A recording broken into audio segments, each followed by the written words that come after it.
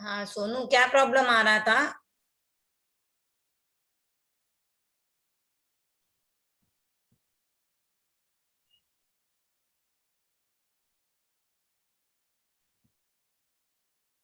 करो। हाँ नहीं, अभी तो वो उसमें लिंक में ज्वाइन करने में पासकोड मांग रहा था, पर अभी तो हो गया, जो आपने नया भेजा उसमें लिंक ओपन हो गया। ओके ओके, ठीक है। ओके। अब भाभी जी, जब तक सब लोग ज्वाइन हो रहे हैं, अक्षित के अतिचार आप सुनोगे हाँ क्या? हाँ, सुन रही हूँ, एक मिनट, हाँ लेती हूँ। हाँ। अमलांतकरण, ठीक है। और दूसरा वाला कौन सा है? दर्शन के 5 अतिचार। जो जो याद है प्रॉपर बोलना।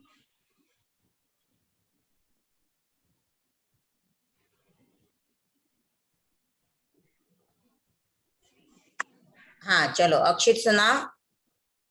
अमला ज्ञान के अतिचार बोलते, पहले नाम बोलो उसका। ज्ञान के कहाँ अतिचार। तक याद है तुम्हें? 3 अतिचार है। ओके, ठीक है। अमल सुनाओ। अंतःकरण से अतिचार किया हो लोचना, कर रहा हूँ सनता से हृदय ग्रंथि विमोचना।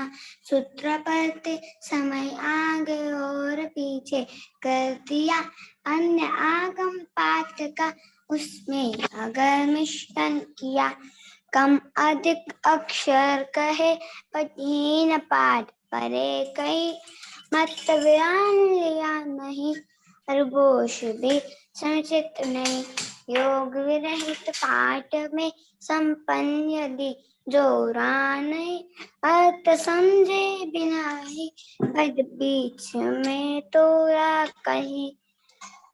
दान अच्छे ढंग से ना कभी ग्राहक को दिया, और संग्रहण संबोध का विपरीत मदि से जो किया। अकाल स्वाध्याय कर की ज्ञान की आशातना, काल में आलस किया पर हुआ पश्चातापना।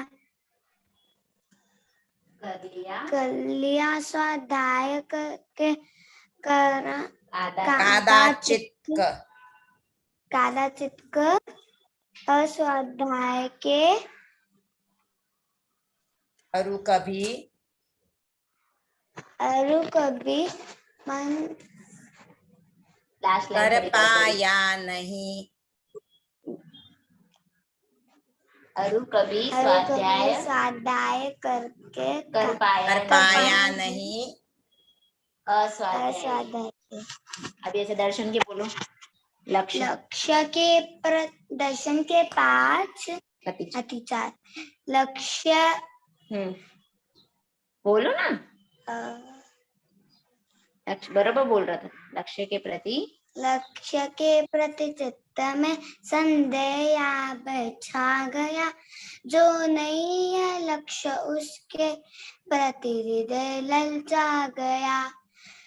धर्म फल की प्राप्ति में मैंने अगर संशय किया, लक्ष्य प्रतिगामी प्रशंसा की तत्ता परिचय किया। और तीसरा बोलो। Very good. चारित्र के कितने टोटल कितने होते हैं अतिचार चारित्र के?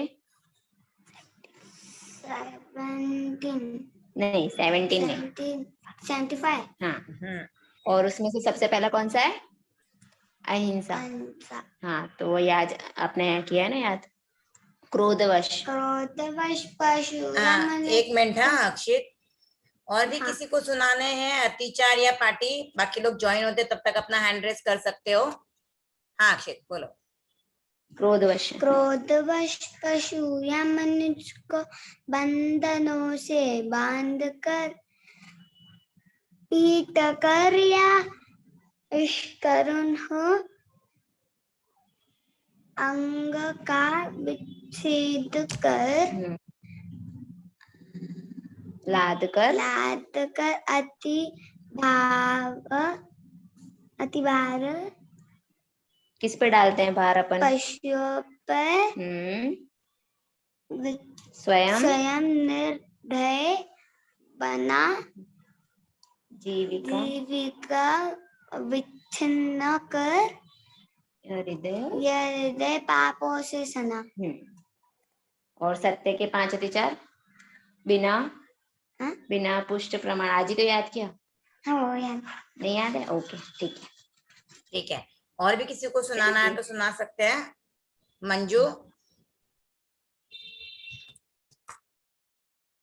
अनम्यूट करो। कोई पर्टिकुलर एक इसका नाम बोलूं और वो सुनाएगी। आंटी जी एकदम अच्छे से नहीं आता, मैं कोशिश करती हूँ।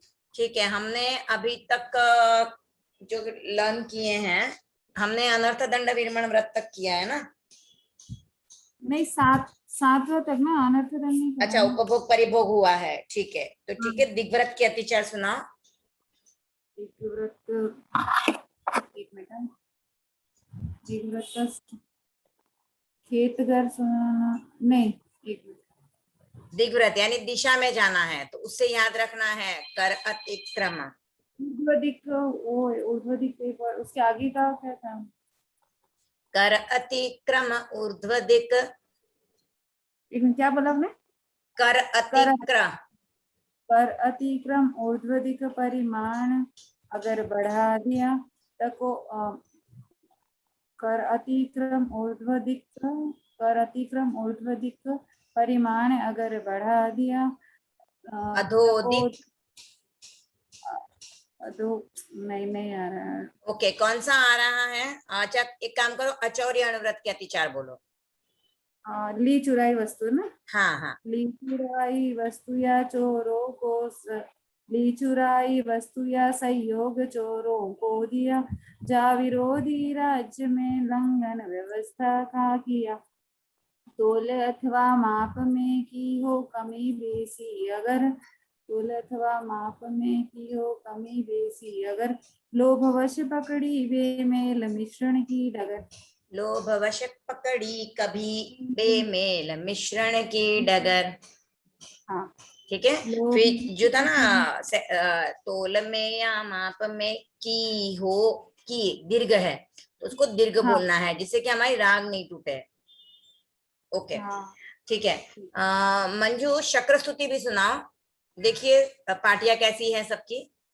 क्या पता, बहुत दिन हुआ। नमुत्थणम ना शक्र, नमुत्थणम अर्हंताणम भगवंताणम आईगराणम तीर्थयाराणम सहस्रबुत्ताणम पुरीसोत्तमाणम पुरीससिहाणम पुरीसवर पुंडरीयाणम पुरीसवर गंधकीर्णम लोगुत्तमाणम लोगनहाणम लोकहीयाणम लोकपैवाणम लोकपज्योगराणम अभयदयाणम चक्षुदयाणम अभयदयाणम चक्षुदयाणम मग्गदयाणम शरणदयाणम बोहिदयाणम जीवदयाणम धम्मदयाणम धम्मदेशयाणम धम्मनायगाणम धम्मसारिणम धम्मवर चाउरंत चक्रवटीणम दिवोताणम शरण गई पैठा अपड़िय हय वर नान दंसन धराणम वियट छौमाणम जिनाणम जाव्याणम तिन्नाणम तार्याणम बुद्धाणम भोयाणम मुत्ताणम मोयगाणम सवणुणम सवदरिसिणम शिव मयल मरुव मणंत मक्कई मव्वा बाहम पुनरावत्तय सिद्धि गई नाम थेयम ठाणम संपत्ताणम नमो जिणाणम जीव भयाणम।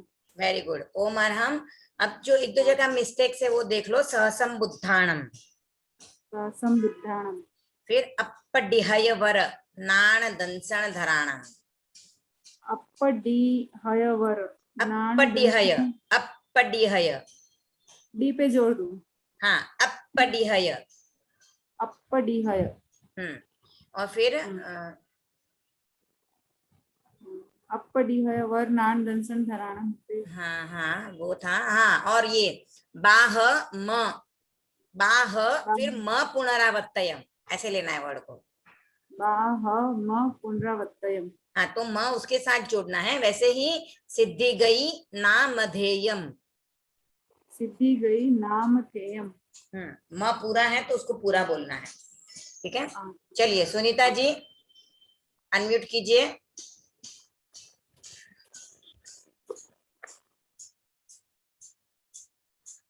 कीजिए अनम्यूट। हाँ किया। ओके, ठीक है। आप बोलेंगे उपभोग परिभोग परिमाण व्रत के अतिचार आते हैं आपको? हाँ आते, 7वां ना। हाँ 7वां बोलिए। कर सचिता आर वर्जन भूल से भक्षण किया, हरा सूखा फल कभी गुठली सहित मुख में लिया, बिन पके या अध पके धान्य आदि खाने में लिए, खाने में लिए, बिन पके या अध पके कभी खाने में लिए, फेंकना। फेंकना जिनमें अधिक वे फ्रूट से खाने में लिए। Very good. ओम अरहम। आगे कर्मादान के। आगे हाँ कर्मादान के 15 अतिचार। बना अंगारे किया आरंभ तेजस काई का, काट कर जंगल किया विस्तार निज व्यवसाय का, सकट भाटक विस्फोट कर्मक और हाथी दांत का, लाख रस विष केस का, वाणिज्य जो बहुभांत का, यंत्र पिलन कर्म निर्लाक्षण कर्म में लिप्तता, लगा दावानल वनों में की अगर मैंने खता भूमि कभी खेती हेतु सर द्रह आदि का शोषण किया, जीविका खातिर असंयंती जीव का पोषण किया। Very good. ओम अरहम। बहुत ही अच्छे से बोला है आपने। मैम मुझको पार्टियां भी सुनानी है, एक बार शुद्धि हाँ देख हाँ लेने। सुनती हूँ जरूर सुनती हूँ। एक्चुअली मैंने आपको वो दूसरे सुनीता की समझ के ये वाला पूछ लिया था, बट आप भी उनकी तरह ही हो, बहुत अच्छे से याद कर लिया है आपने। ओम अरहम आपके लिए, बिकॉज ये थोड़ा बड़ा लगता है और थोड़ा डिफिकल्ट भी लगता है। तो आपने हाँ। पहले से याद किया हुआ है कि अभी याद किया अपनी क्लास पूरी होने के? अभी किया मैम, मैंने अभी किया है। बहुत अच्छा बहुत अच्छा। चलिए आप मुझे कायस्वर्ग प्रतिज्ञा सुनाइए। हाँ कायस्वर्ग प्रतिज्ञा। तस्य उत्तरी करेणम पायचित करेणम विसोही करणेनम विसिली करणेनम पावाणं कम्माणं निगहणं ठामी कौसगम अणहत्य उत्सीयम निस्सीयेणम खास्येणम सीयेणम जंभायेणम उड्डुयेणम वाय निस्गेणम भम लिए पित्त मुच्छाय सुहु मेहिम अंग संचालेहिम सुहु मेहि दीदी संचालेहिम सुहु मेहि खेल संचालेहिम एह माई एहिम आगारेहिम अभगो अविरायो हुज में काउ सको जाव अरहंताणं भगवंताणं नमो कारिणम नय पारिमि ताव काय ठाणेणम मोणेणम झाणेणम अप्पाणम मोशिरामि। हाँ तो यहाँ पर ओम अरहम आपके लिए पार्टी आपको अच्छे से याद है, पर कहीं कहीं पर अशुद्धियां है, जैसे ताव कायम है, सुहु में हिम दिट्ठी संचालेहिम है, दिट्ठी संचालेहिम, अन्नत्थ अन्नत्थ है, अन्नत्थ है। तो वो जो कुछ वर्ड्स हैं वो आपको ग्रुप में मैंने प्रतिक्रमण के सभी लिंक्स शेयर किए हैं, पार्टियों के सभी अतिचार सभी व्रत सबका एक साथ लिंक शेयर किया हुआ है, तो आप उनको सुनिए और देखिए आपकी मिस्टेक्स कहाँ पे आ रही है। ठीक है चलिए कुसुम, बाकी लोगों को किसी को नहीं सुनाना है, बाकियों के हैंड रेज नहीं हुए हैं, तो आप लोग सुनाना चाहते हो तो हैंड रेज कीजिए, क्योंकि एक 3 मिनट का और टाइम है हमारे पास, और लोग जुड़ते हैं तब तक मैं वेट करूंगी, उसके बाद मैं क्लास स्टार्ट कर दूंगी। तो जिनको भी सुनाना है वो अपने हैंड रेज कर सकते हो। चलिए कुसुम आप वंदना सूत्र सुनाइए। इच्छामि खमा समनो वंदियों जाव निजय निसी ही आय अणुजाणः मे मियोगम निसी ही। म्यूट हो गया, एक मिनट करो। हाँ नहीं मैं अनम्यूट ही है मेरा, बीच में फोन आ गया ना इसलिए वो शायद आवाज नहीं होगी। ओके हाँ इसे बोलती हूँ। इच्छामि खमा समनो वंदियों जाव नित्याय नीसी ही आय अणुजाणः मे मियोगहम नीसी ही अहो कायम काय संपासम खमणिजो भे किलामो अप्प किलंताणम बहु सुबेण बे दिवसो वैकंतो जत्ता भे जवणिजम चभे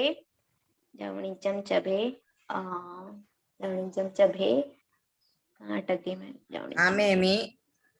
हाँ मैं खमा समनो देवस्यम नहीं, मैं भूल रही हूँ भाभी जी, मिस्टेक्स हो रही है, मैं याद करूंगी वापस। ओके ठीक है। चलिए अतिचार में से आप स्वदार संतोष अनुव्रत के अतिचार सुनाइए। कुछ समय आश्रित बन आलाप, कुछ समय आश्रित रहा आलाप जो मैंने किया, कुछ समय आश्रित बना आलाप यदि मैंने किया। अनम्यूट हो गया है, सॉरी म्यूट हो गया है। नहीं नहीं, अनम्यूट ही है भाभी जी। अच्छा, फोन आ रहा है क्या? हाँ, मैं बोल रही हूँ, अभी आ रही है आवाज? हाँ, आ रही है। कुछ समय आश्रित रहा सभी आलाप जो एक मिनट। अच्छा, आपके यहाँ से ये मुझे लगा और किसी के यहाँ से आ रही। ओके, ठीक है, ठीक मेरे है। यहाँ हाँ, से कुछ हाँ, समय आश्रित रहा आलाप जो मैंने किया, बिना पाणी ग्रहण ही संलाप कर प्रश्रय दिया। काम क्रीड़ा पर विवाह प्रसंग में सक्रिय रहा, काम भोगों के लिए यदि कहाँ वही बरोबर जा रही हूँ ना लास्ट लाइन। तीव्र तीव्र भोगासक्ति। तीव्र भोगा शक्ति का स्रोत जीवन में यदि स्रोत जीवन में बहा। तीव्र नहीं है, तीव्र। तीव्र, हाँ, ठीक है। और पर विवाह, ह पूरा है तो उसे हमें पूरा बोलना है। हिंदी भाभी। जब भी पढ़ते हैं ना, जो भी पढ़ते हैं, आप ध्यान दीजिए, हिंदी में जो लिखा है ना वही हमें पढ़ना है। हमें कुछ भी एक्स्ट्रा ऐड नहीं करना है। अगर हाफ पूरा लिखा है तो हाफ पूरा पढ़ो, हाफ लिखा है तो हाफ पढ़ो, डबल अक्षर है तो डबल अक्षर पढ़ो। और अगर एक बार भाभी जी मुझे बताओ, आधा आधा ह होता है तो कैसा उच्चारण होता है? मतलब एक ह पूरा ह और आधा ह का उच्चारण का थोड़ा सा जैसे डिफरेंस अभी मुझे देखिए, आधा आधा ह जो है ना, हम जो विसर्ग बोलते हैं तो य, अच्छा, और एक होता है यह। ओके ओके यह ओके। और यह, तो हमने सिर्फ स्टार्ट किया, हमारी जीभ ऊपर ही रह गई। यह संस्तुतः सकल वांग्मय, तो हमने हाफ ही बोला।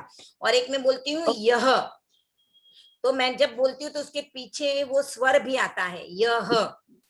पर जब मैं ओके हाफ ओके बोलती हूँ तो स्वर नहीं सुनाई देता है।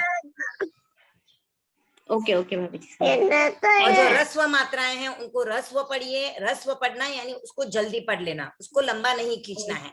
वही दीर्घ मात्राएं होती है उनको लंबा पढ़ना होता है। जैसे कौन सा वर्ड लोगे आप? दूर से, दूर। यहाँ पर देखो ऊ की मात्रा बड़ी है तो हम बोल रहे हैं दूर। और वही और जो वर्ड लेंगे, कौन सा है सिंपल सा वर्ड ले हम अगर, तो विवाह में तो हाँ, विवाह। रस्व तो विवाह, तो मैंने वहां पे विवाह नहीं बोला, विवाह। ओके तो ये ओके ध्यान रखना है। वैसे ही अगर जो दीर्घ मात्रा है, जैसे सीमा है ना, तो सीमा, हम लोग जब किसी पर्सन का नाम बोलते हैं उस समय पे हम जो बोलते हैं वो हमारा बोलने का, हम जैसे सीमा बोल दिया तो सीमा बोला, लेकिन वो हमारी बोलने की भाषा पड़ गई है। तो हमें इस चीज का ध्यान देना है कि हम बोल रहे हैं वो सभी राइट नहीं होता है। हम सीमा बोल रहे हैं तो सीमा पर जब प्रोनाउंसिएशन देखोगे, उसका नाम देखोगे स्पेलिंग, तो सी दीर्घ है, पर हम बोलने में उसको रॉन्ग बोल रहे हैं। जैसे मंडल, हम देखते हैं मंडल भी बोलते हैं, मैं मंडल की मीटिंग है जा रही हूँ बोलते हैं ना, तो हम मंडल हाफ ही बोलते हैं लोग। लेकिन जब हम यहाँ पे जब श्लोक में उच्चारण करते हैं तो मंडल, संपूर्ण मंडल। तो जब भी आप पूरा बोलते हो तो आपका स्वर उसके पीछे सुनाई देना चाहिए, ये परफेक्ट, तो वो पूरा उच्चारण हो रहा है। और जब हाफ बोलते हो तो उसका स्वर नहीं सुनाई देता है, तो इसकी ओर आपको ध्यान देना है। ठीक है। और आप रेगुलर में क्या बोलते हो, क्या करते हो, वो छोड़ दीजिए। यहाँ पे आप शब्दों को पढ़िए, जैसा लिखा है वैसा पढ़िए, पूरा है तो पूरा पढ़िए, बस उस तरफ ध्यान दीजिए। ठीक है। समता जी, समता दुग्गड़, सॉरी सपना दुग्गड़, अनम्यूट कीजिए अपने आप को। जय जिनेन्द्र रेखा जी, एक्चुअली हाँ, मैं न्यू स्टूडेंट हूँ। हाँ, मेरे को आके अतिचार की 4 लाइन अभी याद की है मैंने 4 दिन से। Okay okay. एक्चुअली मेरे को पुराना प्रतिगमन आता था, लेकिन अभी अतिचार थोड़ा नया है ना, हाँ, तो इसके लिए मेरे को अभी मैं आपको पार्टी पूछ रही हूँ। आपको पुराना प्रतिक्रमण आता है तो पार्टियां आती है, हाँ, तो आपको पार्टियां पूछ रही हूँ मैं। अतिचार आपने कौन से लर्न किए हैं? ज्ञान के अतिचार की 4 लाइन से लर्न की है? ज्ञान की अतिचार के 4-5 लाइन याद की ओके है। ओके, ठीक है। तो मैं आपको पार्टी पूछने जा रही हूँ, आपको पार्टी बोलनी है। और हाँ, मैं आप लोगों से जो और लोग जुड़े हैं उनसे रिक्वेस्ट करूंगी कि आप सपना जी की पार्टी सुनिएगा, और सपना जी कहाँ पे मिस्टेक करती हैं वो आपको देखना है।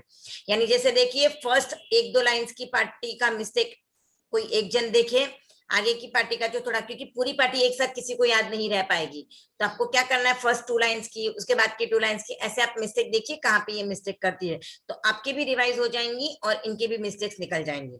तो सपना जी आप मुझे प्रायश्चित्त सूत्र बनाइए, सॉरी सुनाइए, और अगर आप अपना वीडियो ऑन कर सके तो कीजिए। हाँ 1 मिनट। हाँ हाँ सब,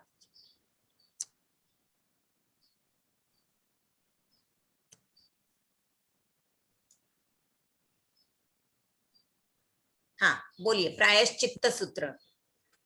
प्रायश्चित सूत्र।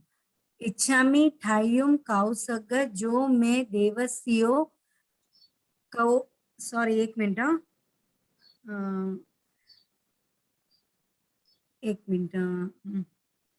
इच्छामि ठायुम कौसग जो मैं देवस्यो अय्यारो कौ कायो वायो मानसियो उसत्तो उमग्गो अकप्पो अक्कर निज्जो दुज्जाओ दुविचित्तियो अनायारो अनिच्यवो असावग पावगो नाने तह दंसने चरिता चरिते सुये समये तिनम गुत्तिनम चौनम कसायानं पंचनम अणुवयानं तिनम गुणवयानं चौनम सिक्खवयानं बारस व्यस सावग धम्मस जम खंडियम जम विराह्यम जो मे देवस्यो अय्यारो कौ तस्मिच्छामि दुक्कडम। Okay very good. ओम आराम सपना जी आपके लिए, अच्छा बोला है आपने। अब जो कहाँ पे मिस्टेक्स है देखते हैं, आपके साथ प्रतिक्रमण सीखने वाले आपकी कितनी मिस्टेक्स निकालते हैं। जिसने जिसने भी मिस्टेक आइडेंटिफाई की हो अपने हैंड रेस कर सकते हो, अगर कोई बताना चाहे तो आप अपना हैंड रेस कर सकते हो, जिसने भी आइडेंटिफाई की हो। ओके वंदित, ललित मेहता, वंदित बताओ क्या मिस्टेक आइडेंटिफाई की। जय जिनेन्द्र। जय जिनेन्द्र। ये कौसगम और फिर चौणम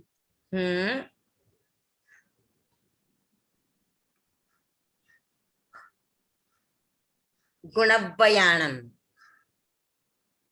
सपना जी आपने, हाँ बोलिए। हाँ आपने अच्छे से बोला, ऐसे नहीं है कि आपने रॉन्ग बोला है, लेकिन जहां पर डबल वर्ड्स आते हैं, जैसे आप देखिए काउ सगम, आपके पास बुक पड़ी ही है, आप देखिए काउ, उसके बाद डबल स है, हाफ स और पूरा स, फिर हाफ ग और पूरा घ, तो आपको प्रेशर देना है उन शब्दों के ऊपर, काउ सगम। वैसे ही चौनहम, न पहले है फिर ह है, उसके ऊपर बिंदी है, तो यहाँ पर भी आपको ध्यान देना है, गुणव्वयाणम, अणुव्वयाणम, और एक था आपका सिक्खावयाणम। यहाँ पर जो मैंने मिस्टेक आइडेंटिफाई की है, और बाकी मैंने ग्रुप, अगर आपने ग्रुप पहले ही ज्वाइन किया हुआ है तो ग्रुप में मैंने पार्टियों की भी लिंक सेंड की हुई है, तो आप उनको सुन के भी अपनी चरण शुद्धि देख सकते हो कि मेरी पार्टी प्रॉपर जा रही है या नहीं जा रही है, और साथ में आप उसमें मॉडिफिकेशन भी कर सकते हो, अपना रेक्टिफिकेशन कर भी सकते हो। अच्छा दीपमाला जी, दीपमाला छाजेर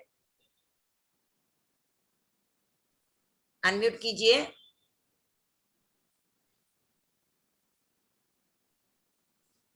हो पा रहा है अनम्यूट, आपसे कीजिए। जय जिनेन्द्र भाभी जी। हाँ जय जिनेन्द्र। हाँ मुझे पार्टियां सुनानी थी।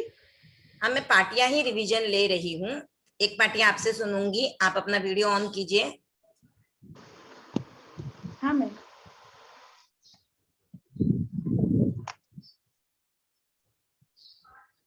तो हमने वंदना सूत्र पूछा था पर हमें आधा ही मिला है, तो अभी आप बोलोगे वंदना सूत्र ताकि सबका रिवीजन हो जाए। ओके चलिए सब लोग सुन सकते हो साथ में, और जो समझ सुने, आपको कहीं पर भी मिस्टेक लगे आप अपना हैंड रेस करके बाद में बता सकते हो कि दीपमाला जी ने कहाँ पर मिस्टेक की है। चलिए बोलिए दीपमाला जी। इच्छामि खमास्मरणो वंद्युं जामी जाय निसियाहे अनुजानम में युगहं निसिहि अहो कायं काय संपासम हमनिजो भी किलामो अप किलंतानम बहु सुबेन दे दिवसो वैकंतो जत्ता दे जौनिजन चबे खामेनी खमास्मरणो देवश्याम पडिक्कमम अवश्याय पडिक्कमामि खमा स्मरणम देवस्याय असायनाय जो में तित्ति सन्नयराय तित्ते संजराय जन किंचिम इच्छाय मन दुक्कड़ाय वह दुक्कड़ाय काय दुक्कड़ाय कोहाय माणाय मायाय लोभाय सव्व काल्याय सव्व मिच्छो वैराय सव्व धम्मा एक मणाय आसायनाय जो में देवस्यो अय्यारो कहो तस् खमा समनो पडिक्कमामि निंदामि गरिहामि अपखानम वो सिरामि। वेरी गुड ओम अरहम, बहुत अच्छे से बोला है। इनकी मिस्टेक अगर कोई बताना चाहते हैं तो अपना हैंड रेज कर सकते हो।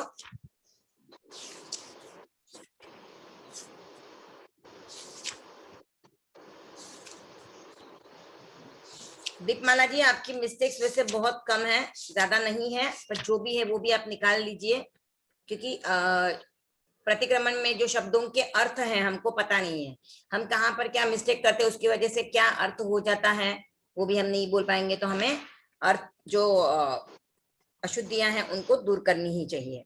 एक तो आपकी मिस्टेक थी निसीहियाए, निसीहियाए, तो आई थिंक सेम आपकी निसीही में भी होगी, क्योंकि सी दीर्घ है, नी और ही ह्रस्व है, तो आपको उस तरफ ध्यान देना है। और मैंने आपकी जो मिस्टेक देखी आई थिंक, और तो मुझे कहीं सुनाई नहीं दी, या तो मैंने ध्यान से सुना नहीं, और किसी ने सुना हो तो आप बता सकते हो।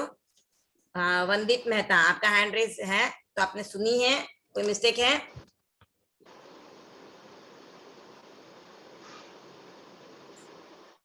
अनम्यूट कर सकते हो आप। कुसुम कहाँ है? कुसुम सुन नहीं रहे हो क्या? इनकी क्या मिस्टेक है? आप हो कि लीव हो गए हो? नहीं हूँ मैं। हेलो जय जिनेंद्र। हाँ नहीं एक्चुअली मुझे आवाज बराबर नहीं सुनाई थी। ओके, वैसे इनकी ज्यादा मिस्टेक्स नहीं थी, एक या दो जगह पर ही हाँ थी, इसलिए वो तो प्रॉपर है, सिर्फ वो निसी ही है कि मुझे लगी थी, तो और कहीं पे भी हो सकती है। पर दीपमाला जी, ग्रुप में मैंने वीडियोस लिंक शेयर की हुई है, आप एक बार और सुन लेना, आपकी और कहीं पे मिस्टेक हो तो आपको पता चल जाएगा। ठीक है, चलिए दीपमाला जी, आपको अतिचार याद है?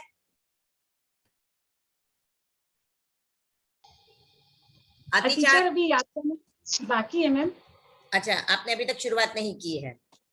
मैम ठीक है, चलिए वंदित मेहता, आपका नाम क्या है? आपने अपने बच्चे का ही नाम रखा है शायद। हाँ पवन मेहता। अच्छा, आप रीनेम कर दीजिए तो क्या आपका नाम कॉल आउट कर पाऊंगी मैं। ठीक है, बाकी Actually मुझे उसकी क्लास होती है ना सुबह, इसके लिए वो चेंज नहीं किया। तो रीनेम कर देने का ज्वाइन करने के बाद, ताकि क्या मैं आपका नाम बुलाऊं, वरना वंदित मेहता ही चलता है। एक्चुअल में प्रतिक्रमण ये सीख रहा है ना, प्रतिक्रमण के ग्रुप में भी। हाँ हाँ प्रतिक्रमण के हाँ उसमें हाँ भी हाँ, है वो। वो मुझे पता वंदित चल रहा है कि उसमें वो वही है वंदित मेहता, बट फिर भी प्रॉब्लम हाँ हो जाती है। ठीक है, हाँ चलिए वही है आप अभ्युत्थान सूत्र सुनाइए। अभ्युत्थान सूत्र। तस्स धम्मस्स तस्य धम्मस केवली पड़ा तस्य अबुट्योमी आराणाय विरओमि विरोमी वीराणाय केवली पड़ा सव्वम तस्य। सव्वम। कंफ्यूज हो रही हूँ एक्चुअली मैं। ठीक है, कोई बात नहीं, वो समझ में आ रहा है, आप जिस तरह से वो रिएक्शन दे रहे हो उसे समझ में आ रहा है कि आप कंफ्यूज हो रहे हैं। अच्छा, आपको प्रतिक्रमण प्रतिज्ञा आती है? हाँ बोलिए। करेमी भन्ते समयम प्रतिक्रमण प्रतिज्ञा, सामायिक प्रतिज्ञा नहीं बोला मैंने, प्रतिक्रमण प्रतिज्ञा। प्रतिक्रमण प्रतिज्ञा। अवस्यई आवश्यई इच्छा कारण संधि स वैभव देवस्य पडिक्कमणम। पडिक्कमणम। कौन जाग के देख रहा है बीच में? बच्चे कौन है? फेस दिखाओ अपना, इधर फेस दिखाओ। जाग, पीछे तुझे आता है? वंदिता पीछे तुझे आता है? तुझे आता है? प्रतिक्रमण प्रतिज्ञा आती है तो क्या आता है तुझे? सामायिक प्रतिज्ञा आती है? नहीं अभी तो ये छोटी है, 4 साल की है। तो 4 साल की है तो क्या हुआ, बहुत बड़ी है 4 साल की तो। क्या आता है तुम्हें? बंधन पाठ आता है? क्या आता है? टिक्कुत तो आता है? नवकार मंत्र आता है। चलो नमस्कार महामंत्र बोलो। बोल बोल, वरना फिर मैं कैमरे में झांकने नहीं दूंगी बीच में। बोल जल्दी नमस्कार महामंत्र। गुड गर्ल है ना? बोल रही नहीं आ रहा है। ओके, भूल गई, नेक्स्ट क्लास में सुनाना, ठीक है? मम्मी से लर्न करना नमस्कार महामंत्र और वंदन पाठ, और नेक्स्ट क्लास होगी ना जब मम्मी की, उसमें तुझे सुनाना है। हाँ बोलिए पवन जी।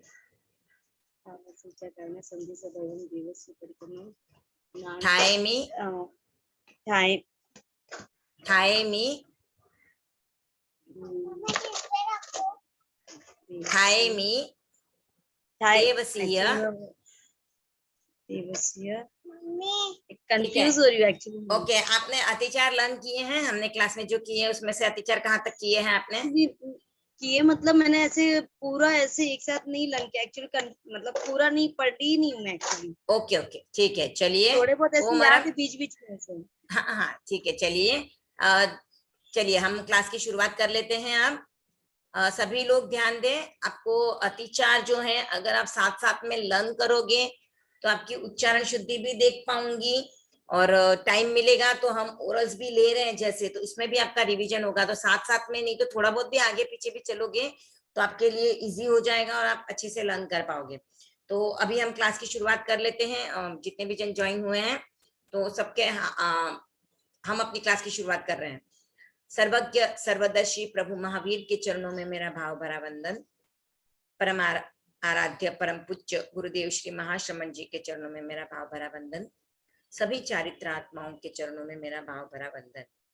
जूम पर उपस्थित सभी बहनें भाई भी जैसे मैंने देखे थे शुरुआत में, और बच्चे जो भी प्रतिक्रमण सीखने के लिए उत्सुक हैं और जुड़े हुए हैं, सबको मेरा सादर जय जिनेन्द्र। तो हम अपनी क्लास की शुरुआत मंगल गान से करते हैं। सबके हाथ आनंद केंद्र पर जुड़े रहें। ओम मंगलम ओंकार मंगलम आदि मंगलम आदिनाथ मंगलम।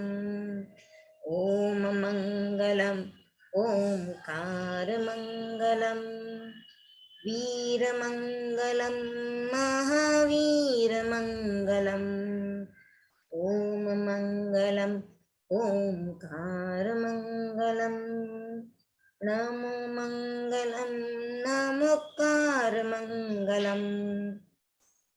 ओम मंगलम ओंकार मंगलम भिक्षु मंगलम भिक्षु स्वाम मंगलम। ओम मंगलम ओंकार मंगलम महामंगलम महाश्रमण मंगलम। ओम मंगलम ओंकार मंगलम पंथ मंगलम तेरा पंथ मंगलम। ओम मंगलम ओंकार मंगलम संघ मंगलम धर्म संघ मंगलम। धर्म मंगलम धर्म संघ मंगलम। सबको सादर जय जिनेन्द्र। हमने अब तक 7वां व्रत, श्रावक का 7वां व्रत, वहां तक हमने अतिचार पढ़े हैं। तो आपको एक क्विक रिकैप हम लोग ले लेते हैं। जो हम प्रतिक्रमण करते हैं, श्रावक प्रतिक्रमण जिसे कहा जाता है, तो श्रावक प्रतिक्रमण में 99 अतिचार होते हैं, कुछ पार्टियां, और उसके बाद 99 अतिचार का ध्यान होता है। तो 99 अतिचारों में ज्ञान, दर्शन, चारित्र और संलेखना ऐसे पाठ किए हुए हैं। तो ज्ञान के 14 अतिचार, दर्शन के 5 अतिचार, चारित्र के 75 अतिचार। तो इसमें 11 व्रतों के 5-5 अतिचार होते हैं, और एक 7वां उपभोग परिभोग परिमाण व्रत है, उसमें कर्मादान के 15 अतिचार भी ऐड किए हुए हैं। इसके मेन जो है वो भोजन संबंधी 5 अतिचार है और कर्मादान के 15। तो क्योंकि जो हम उपभोग और परिभोग करते हैं तो वो हम भोजन और कर्म इन दोनों से करते हैं, क्योंकि भोजन का अर्जन करने के लिए हम बिजनेस करते हैं और बिजनेस में हमें पैसा अर्जन होता है, तो ये भी हम कर्मों का आदान करते हैं, तो उसके भी अतिचार हो सकते हैं। तो इसलिए उपभोग परिभोग में भोजन और कर्मादान के 15, ऐसे टोटल 20 अतिचार हैं, और संलेखना के 5 अतिचार, तो टोटल 99 अतिचार हो गए। तो हम 99 तरह से दोषों का सेवन कर सकते हैं अगर हमने 12 व्रतों का ग्रहण किया है। अगर हमने 12 व्रतों का ग्रहण नहीं किया है तो हमारे 99 प्रकार के पाप कर्म लगते हैं, वो दोष नहीं कहे जाते हैं, क्योंकि आपने व्रत नहीं लिया है। जब आप व्रत लेते हो तो उसमें दोष लगेंगे, व्रत नहीं है तो पाप कर्म लगेंगे। तो इसलिए हमें 12 व्रती बनना चाहिए। बहुत ही इजी है 12 व्रत लेना। आप हर व्रत का एक एक नियम भी ले लेते हो तो भी आप 12 व्रती बन जाते हो। तो हम पीछे से हमने जितने भी अतिचार किए हैं उनका रिवीजन करेंगे और फिर आगे बढ़ेंगे, तो जिससे जो नए जुड़े हैं उनका भी रिवीजन हो जाएगा, और जिनको कहीं पे उच्चारण में कुछ डिफिकल्टी है उनके भी डाउट्स क्लियर हो जाएंगे।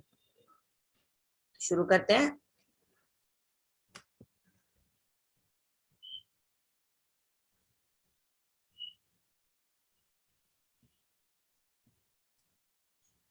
श्रावक के 99 अतिचार, ज्ञान के 14 अतिचार, दर्शन के 5 अतिचार, चारित्र के 75 और संलेखना के 5 अतिचार, टोटल 99 अतिचार।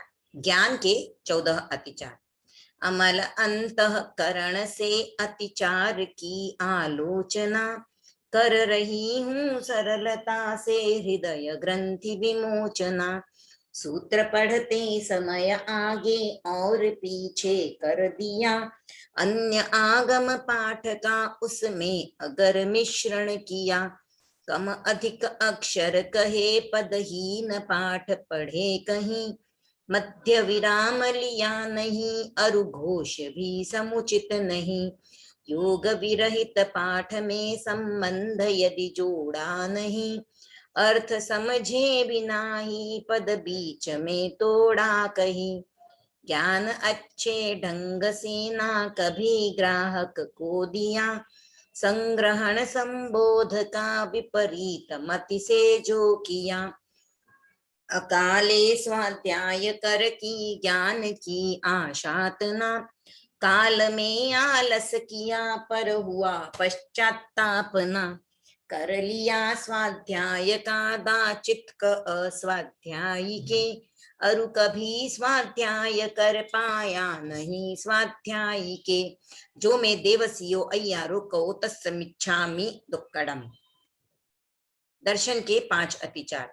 लक्ष्य के प्रति चित्त में संदेह या भय छा गया, जो नहीं है लक्ष्य उसके प्रति हृदय ललचा गया।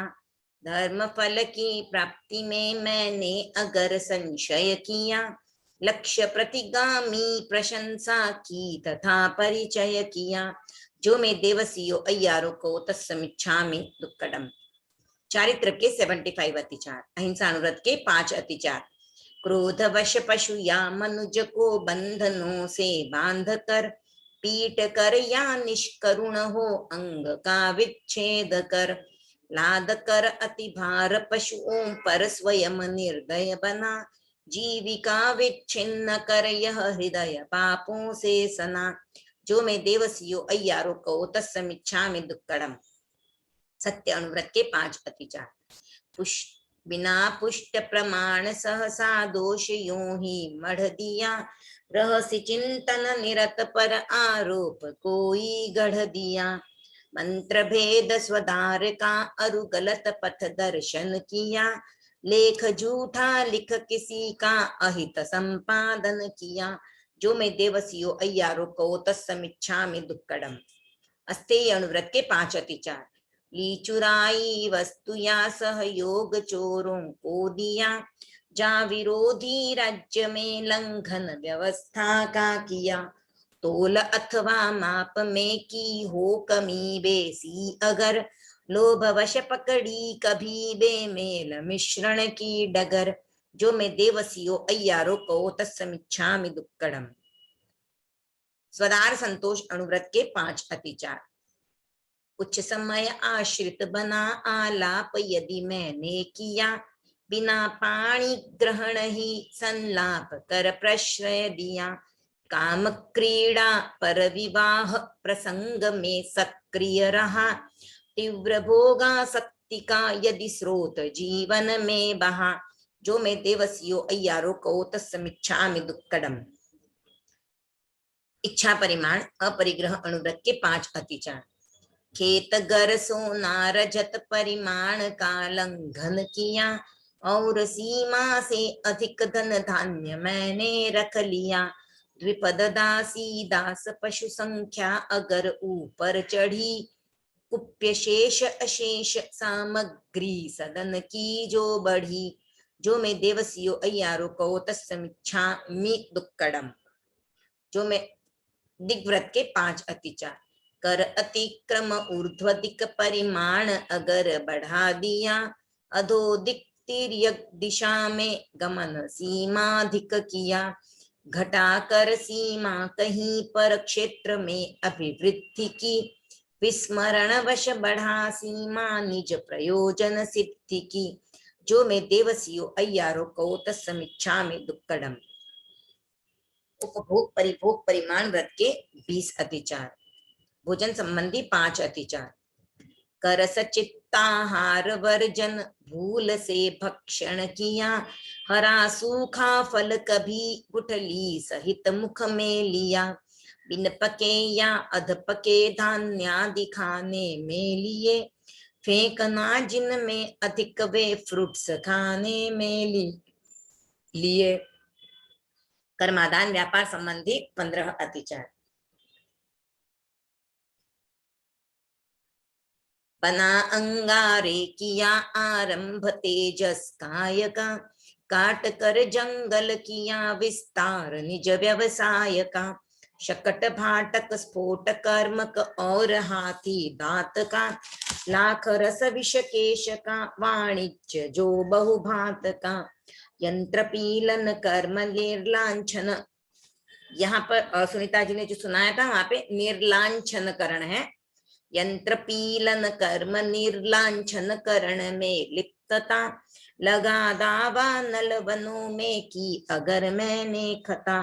कभी खेती हेतु सरद्रह आदि का शोषण किया, जीविका खातिर असंयति जीव का पोषण किया। जो मैं देवसियो अय्यारो को तस्मिच्छामि दुक्कडम। ठीक है, अब हम चलेंगे नेक्स्ट व्रत की ओर, जो श्रावक के 12 व्रतों में से 8वां व्रत है।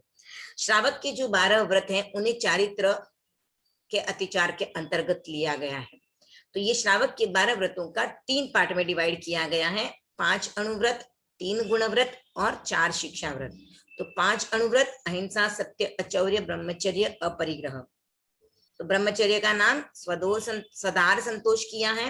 अपरिग्रह का इच्छा परिमाण व्रत, अभी जो संशोधन होने के बाद नाम चेंज हुआ है। वैसे उसका अर्थ वही है, बट अभी हमें और क्लियर करने के लिए वो नाम वहां पे ऐड किया गया है। उसके बाद आते हैं 3 गुणव्रत। 3 गुणव्रत यानी दिग्व्रत, उपभोग परिभोग परिमाण व्रत और अनर्थ दंड विरमण व्रत। तो ये जो 3 व्रत हैं, ये अणुव्रतों का और पुष्ट करने के लिए या अणुव्रतों का पालन करने में हमें और ज्यादा हेल्प करते हैं, इसलिए इनको गुणव्रत कहते हैं, जो अणुव्रतों का गुण बढ़ाते हैं। तो जैसे इच्छा परिमाण व्रत के अंतर्गत ये तीनों आ जाते हैं। इच्छा परिमाण को अगर हम तंबू यानी टेंट समझे, तो उसकी 3 खूंटियां जिनके ऊपर इच्छा परिमाण टिका हुआ है, वो ये 3 खूंटियां हैं, दिग्व्रत, उपभोग परिभोग और अनर्थ दंड विरमण व्रत। क्योंकि जब भी हम इच्छाओं का परिमाण करने जाएंगे तो हमें ये 3 चीजों का कंट्रोल करना ही होगा। यानी हमें अपने उपभोग परिभोग का कंट्रोल करना है, हमें किसी को अनर्थ दंड नहीं देना है, और हमें दिशाओं में जाने का भी अपना परिमाण करना पड़ेगा।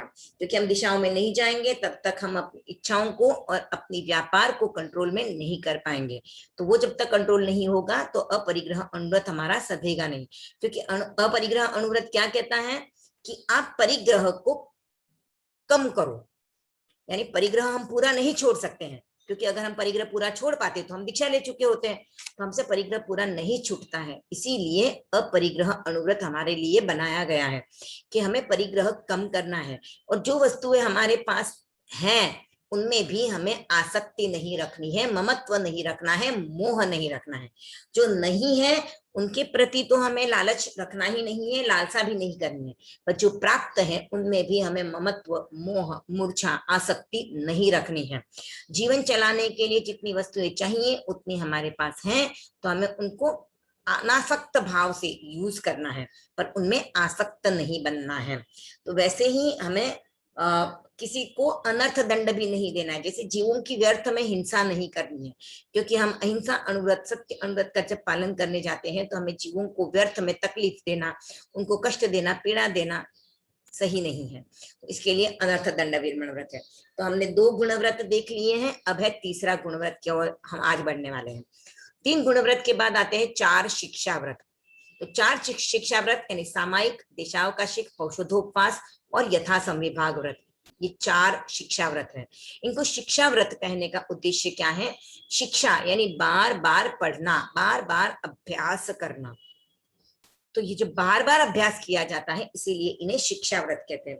जैसे हम स्टडी एजुकेशन लेते हैं तो एजुकेशन में भी हम बार बार पढ़ते रहते हैं, बार बार रिवाइज करते हैं, एग्जाम देते हैं, इवैल्यूएशन होता है। वैसे यहाँ पर भी हम बार बार अपनी कसौटी देखते हैं कि मैं कितनी सामायिक करती हूँ, मैंने कल सामायिक की थी वो कैसी हुई थी, आज की सामायिक कैसी हुई है। अगर मैं देशावकाशिक व्रत के अंतर्गत त्याग कर रही हूँ तो मैंने त्याग का पूरा पालन किया या नहीं किया। पौषध करती हूँ तो पौषध के नियम मैंने पूरे पालन किए या नहीं किए। अगर मैंने साधुओं को गोचरी बहराई यथा संविभाग, तो साधुओं को जब मैंने गोचरी बहराई तो क्या मैंने उनको शुद्ध और कल्पनीय आहार बहराया? क्या मैंने झूठ बोलकर उनको आहार बहराया? मैंने उनके लिए बना हुआ आहार तो नहीं बहराया। तो हमें अपना इवैल्यूएशन करना है और हमें दिन ब दिन अपने व्रतों को और पुष्ट करते जाना है, क्योंकि व्रत के नियम लेना इजी है। सुनीता जी, आपके यहाँ से स्क्रीन पे मार्क हो रहा है। तो व्रत लेना इजी है, व्रत लेने के बाद उनको शुद्ध रूप से पालना, उनमें कोई दोष नहीं लगे, ये हम देखें तो ज्यादा हमारे लिए अच्छा होगा। तो अब हम देखते हैं, हमने एक बार व्रतों का जो बाइफर्केशन था वो देख लिया, 5 अनुव्रत, 3 गुणव्रत और 4 शिक्षा व्रत। और इनका ऐसे भी बाइफर्केशन आता है 5 अनुव्रत और 7 शिक्षा व्रत। तो सबको एक साथ शिक्षा व्रत में भी लिया जा सकता है, क्योंकि इनका भी हम बार बार अभ्यास करते हैं, उपभोग परिभोग का कंट्रोल करते हैं, दिशाओं में जाने का भी हम कंट्रोल करते हैं। समझो आज हमने त्याग किया था कि मैं 5 किलोमीटर के अंदर नहीं, 5 किलोमीटर से बाहर नहीं जाऊंगी, तो कल मुझे लगा कि नहीं, कल तो मुझे कहीं जाना ही नहीं, तो मैं कल 1 किलोमीटर का भी त्याग कर सकती हूँ कि आज मैं 1 किलोमीटर से ज्यादा कहीं नहीं जाऊंगी। कभी कभी ऐसा दिन आता है कि हम घर के बाहर ही नहीं निकलते, तो हम वैसे भी त्याग लिख सकते हैं कि आज मैं अपने घर से बाहर नहीं जाऊंगी, कारण विशेष में आगार है। अगर जाना पड़ गया तो बात अलग है, पर जहां तक संभव हो तब तक मैं घर से बाहर कदम नहीं रखूंगी। तो एक दिन के भी हम इस तरह के त्याग कर सकते हैं, ये भी हमारे सम्यक्त्व को पुष्ट करते हैं। तो हम अनर्थ दंड विरमण व्रत के 5 अतिचार की ओर बढ़ते हैं। इसका उच्चारण देखते हैं। काम उद्दीपक, यहाँ पर देखिए ये जो दी है वो दीर्घ है, तो इसको हमें उच्चारण जब करना है तो थोड़ा दीर्घ जाएगा। काम उद्दीपक क्रियाएं भांड चेष्टा हो गई, चेतना सुविवेक की यदि मुखरता में खो गई। काम उद्दीपक क्रियाएं भांड चेष्टा हो गई, चेतना सुविवेक की यदि मुखरता में खो गई। अस्त्र शस्त्रों का किया संयोग निर्हेतुक कभी, अस्त्र शस्त्रों का किया संयोग निर्हेतुक कभी। हुआ उपपरिभोग का अतिरेक ये दुष्कृत सभी, हुआ उपपरिभोग का अतिरेक ये दुष्कृत सभी। एक बार वापस बोल लेते हैं। काम उद्दीपक क्रियाएं भांड चेष्टा हो गई, चेतना सुविवेक की यदि मुखरता में खो गई।